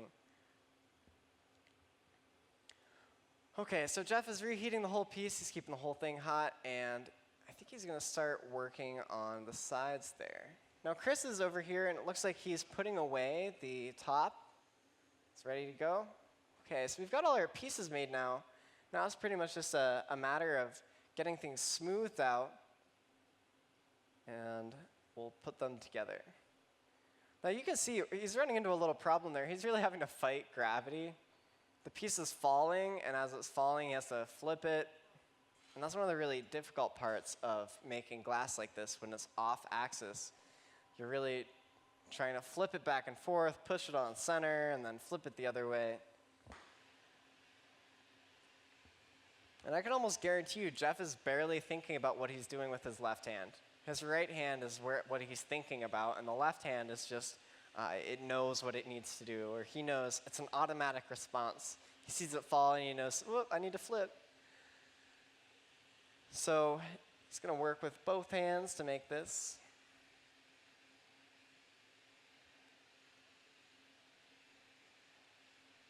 Now he's going to spot heat that little nub where he cut off all that glass, and then he'll be able to press it back in. Now when we're torching, keep in mind, we're still going to use the heat of the reheating furnace because it would be really inefficient and probably impossible to heat up that whole piece with our torches. So we'll put it inside there, bring it out, and then just heat the spot that we want to keep hot. And that's going to let that part get hot, and the rest of the piece is going to be cooling down because it's out in the air. And then when we put it back in, the hot spot's getting even hotter. We're building up heat there. And the spot that we let cool down is just going to warm back up to where it was. We were able to direct the heat using both the torch and the reheating furnace.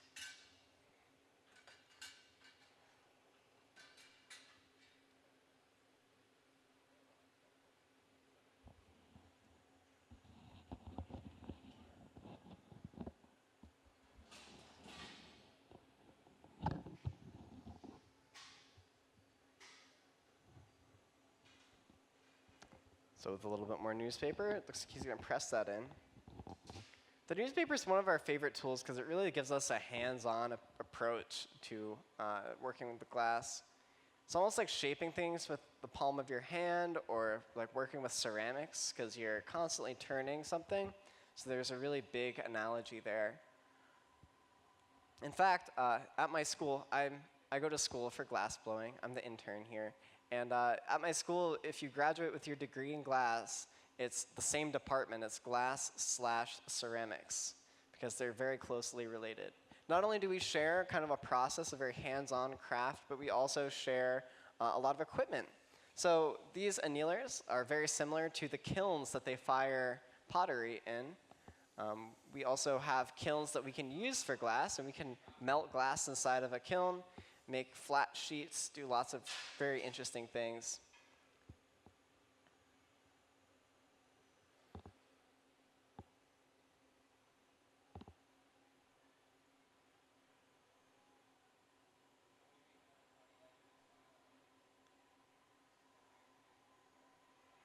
So there's the image again. Now we've got all the parts in there. Just need to add the rim and perhaps a flat spot on the bottom for this to sit on. Now it looks like Chris is preparing yet another punty. I think we've already got a flat spot on the bottom. Yeah, so it looks like there's a little flat spot on the bottom, so this will sit flat on our table. And then maybe they're gonna drop this on. I'm not sure what this is. Oh, this is like the bottom of the fish tank. Okay, so we don't want the gravel to be all the way to the bottom. We're gonna add one more relatively thin layer to the base, and that's gonna let us kind of encase that color on the bottom. So there it is. That's a really cool move. He's able to really control how much glass he's taking there, not only by how much glass he tells Chris to gather up, but by taking that mass and then he stretched it out from the top with a pair of diamond shears. So he kind of took it and grabbed it and just kind of made a little caterpillar by pulling it up. Now we're going to flatten this out. That tool he's using right now is made out of the same stuff that's in your pencils. It's graphite. And graphite, not only is it really great to read and write with, but it's also a good tool for coming in contact with things that are really hot. The glass isn't going to ever stick to the graphite, and the graphite can tolerate the temperatures very well. So they kind of made a corner with the two paddles. He had the graphite one kind of at an upward angle, and then the wooden one was coming in from the side. And as we turned the glass inside there, that glass squished down into the corner and gave us that nice sharp edge.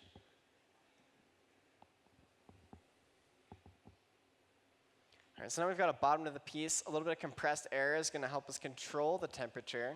Keep in mind that most of the piece was at about 1500 degrees, and the bottom could have been much hotter than that when it was placed on. So Joe's going to make another punty, or a pontal, and attach it onto the bottom. Now, one of the most interesting things about glassblowing for me is the history of the tools and the equipment and the furnaces and all the other components that go into this, our heritage as craftspeople. And one of the most interesting things, I was reading a book over the Raquel Library, and if you have any question about glass, you should go over there and ask, because they're really helpful. But I was wondering how blowpipes were made, because we didn't always have access to tubing. Metal tubing is actually really hard to make, because it's got that long hole. They take it when it's really hot and drop it over a mandrel, and then let it form that tube very slowly. But that's an industrial process. They didn't always have that. So what they were doing, we think, is making ceramic blowpipes, and they would melt glass onto the end while it was firing. And there it is. Let's give him another hand. He transferred again. That's a great point. But the blowpipes may have been made out of ceramic. We found some in the hills of Spain, and they have residue of glass on the end, and they're not really near a ceramic place, so we think that they were making glass with them. Now, it's really hard to know for certain, because they are ceramic and they did break. But if you can imagine doing what we're doing now on the end of a ceramic blowpipe, it would be really hard to do. In fact, probably impossible, because it's not going to be able to endure that stress of dropping it down onto the table.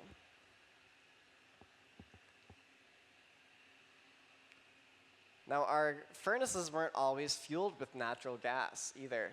We keep our glass molten at 2,000 degrees every day of the week, every day of the year. So we're using a lot of energy. We got a big fruit basket at the end of the year from the energy company because they love us so much. But we didn't always have that. So before this, we used coal furnaces, and coal let us control that temperature a little bit longer. But before that, they were using wood-fired furnaces. And if you know how hard it is to keep your campfire burning, can you imagine keeping an entire furnace of glass molten at a predictable temperature for a long enough time to make beautiful glasswork? And that's what they were doing in Murano in the Renaissance. If you're walking through the gallery and you see all the really fine, very thin goblets, keep in mind that they were importing wood from off the island and using it to fuel their furnaces. And there was a guy, and that was his job, was to make sure that the furnace was always running and it was always around the same temperature so that the gaffers could make their work. Now the reheating furnace would also be made would also be fueled with gas. Now the design of the studio was built differently to accommodate that. They would have a hub furnace in the center. It's like a large beehive, and there would be between 5 or maybe even 10. It's hard to say. But there would be a lot of different setups going around, and they'd all be radial right there. Now, eventually, the Italians realized that it was not very economical for them to keep importing wood from off the island. So what they did is they decided to bring their glass production here to America. And that's because there were forests everywhere. So you had all the wood you needed. You just needed to figure out how to get the work back and how to make glass from the materials here on our land. Now, it was really hard for them to make glass here because a lot of the sand that we have here isn't purified yet. Now, you can purify the silica sand to melt into glass, but it's a little bit hard to do, especially if you have very crude technology.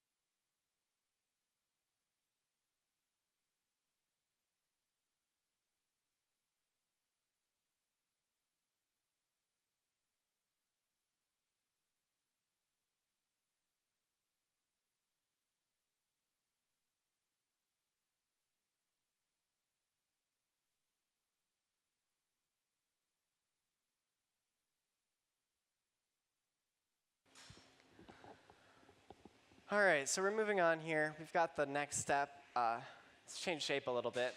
We flattened out the top, and that's going to be the surface of the water.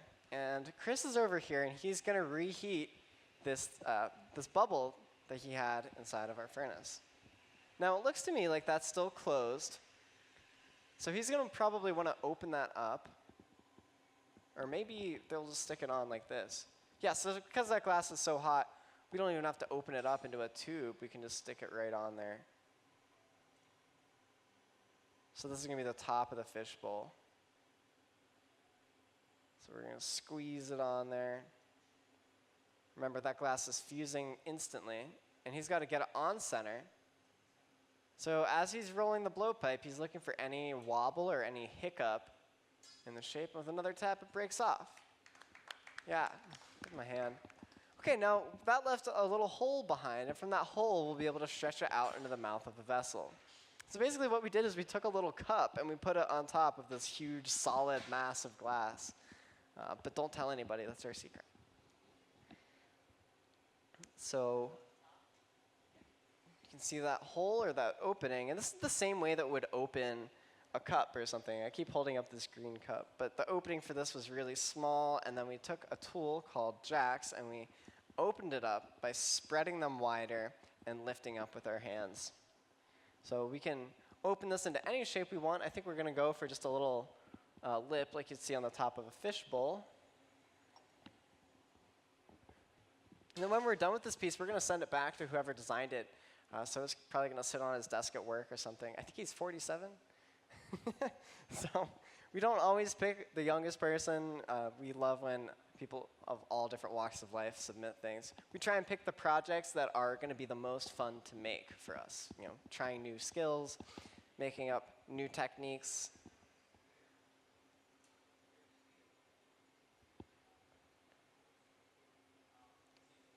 Now you have to imagine that this is going to be the easiest pet fish to take care of ever. It's pretty easy to take care of a fish. You feed it, and then you clean the bowl every once in a while. But for something like this, you might just have to polish out some fingerprints, and you're ready to go.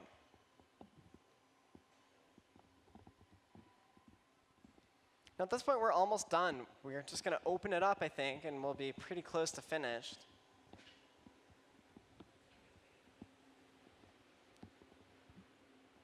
I think our next showing here is at 11:30. So if we have to, we'll move over to the other bench and we'll start that show as well. 11:45? Okay, I think we got this one. We got this in the bag. So you can see he's got those tweezer-like tools, and he's kind of opening up with the blades in there. Now these are one of my favorite tools. They're kind of the Swiss Army knife for glass blowers. We can use these blades to open things down, and that's what he's doing right now. We can put them on the sides of things to cool off the sides or shape things from the side. We can also use the blades to pinch, and these will, well, the strap of the jacks, we can cool parts with that or press things on. So they're a really useful tool. They're kind of our Swiss Army knife. Now the interesting thing about a lot of our tools is they're handmade still. These are not mass-produced on an assembly line. There's some guy in Japan. His last name is Maruko, and these are Maruko jacks. And he handcrafts each pair. And if you hold these in your hand, you can really feel the craftsmanship. The strap is a different kind of steel than the blades, so that the blades don't wear out as fast. The strap is a spring steel. It's been specially selected and annealed so that it's very strong and doesn't bend. It'll spring back. And the other thing that's really important with jacks is that the blades meet up just about perfectly. So there's a very thin line of light that's coming through these when they're squeezed together. That's going to let us do really fine detail work and get beautiful glass, if you know how to use them. Just because you buy nice jacks doesn't mean that you're able to make nicer glass. It's really how you're using the tool.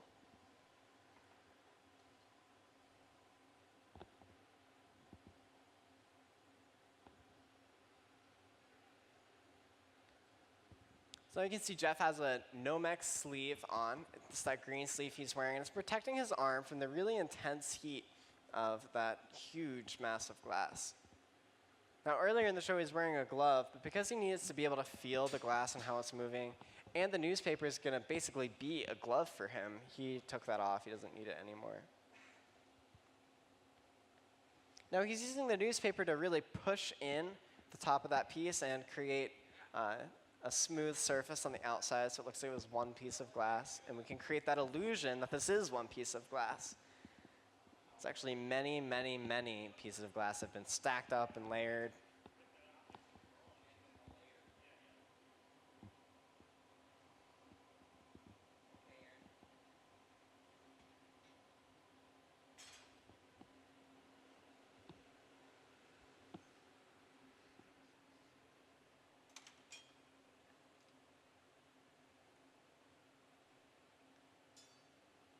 So his next step is to trim away some excess thickness, getting rid of excess glass, and eliminating some of that height. He's using a pair of shears called duckbill shears. Again, these are handmade, handcrafted. These are from Seattle, and they're cutting edge. Or no, they're from California, Chico, California, and they're cutting edge shears. And the blades are curved for a very special reason. Because a lot of the times we're cutting along the inside of a curved surface, when we use straight shears, they hit at the tip first. So by using curved shears, we can ensure that we're cutting as we're turning, and it makes things a lot easier. Now we also do have straight shears. There's actually a pair of scissors just sitting on the bench here. Someone was using these.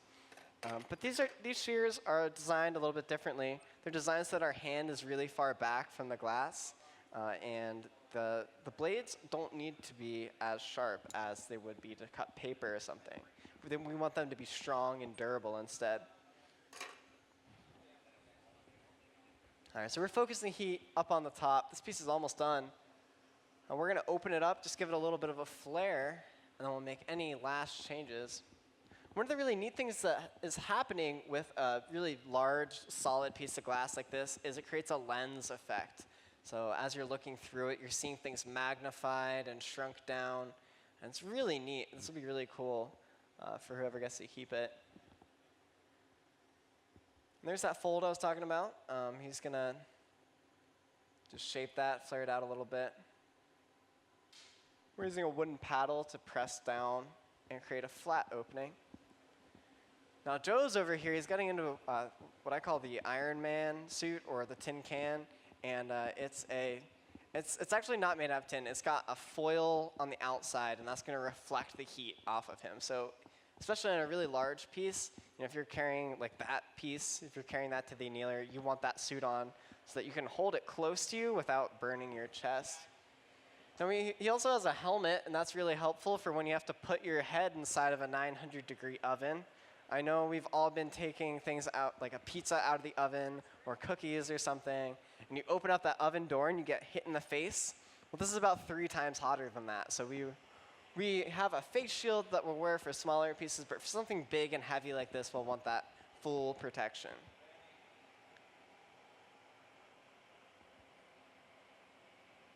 So he's going to wait. It's a little bit hot in there and a little bit weird. It's hard to see out of, so he's going to wait to put that on. We're going to torch that punty connection and just make sure that it's nice and soft and that it's going to break off really cleanly when we're ready. We're also going to take a few broad general heats called flashes to make sure that the temperature is equalized across the entire piece. And we'll just work it slowly. When you spend this long on a piece, you always want to take your time taking it off the blowpipe. You never want to rush it. And if it looks like it doesn't want to come off yet, then don't take it off. I've broken a lot of pieces trying to rush things like that.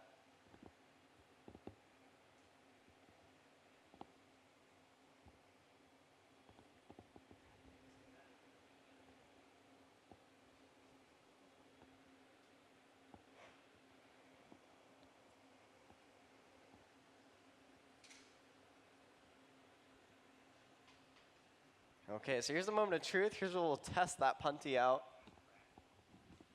It's going to drip a little bit of water on there. Give it a tap, and it breaks free. Give him a hand. That's fantastic. He'll polish off where the punty broke with a little bit of that torch again, and he's just going to round it out. Now, Joe's wearing Kevlar mitts, but he's starting to feel that heat. You can see him kind of shifting it around. He's ready to get it in the annealer. And there it is. So we'll take that out, well, maybe tomorrow. I don't really know how long that's going to need to anneal for. But we'll ask Jeff after the show. Give him one more hand. That was Jeff Mack, Joe Falzoni, Chris Rochelle jumped in the middle, and Aaron Jack was here for emotional support.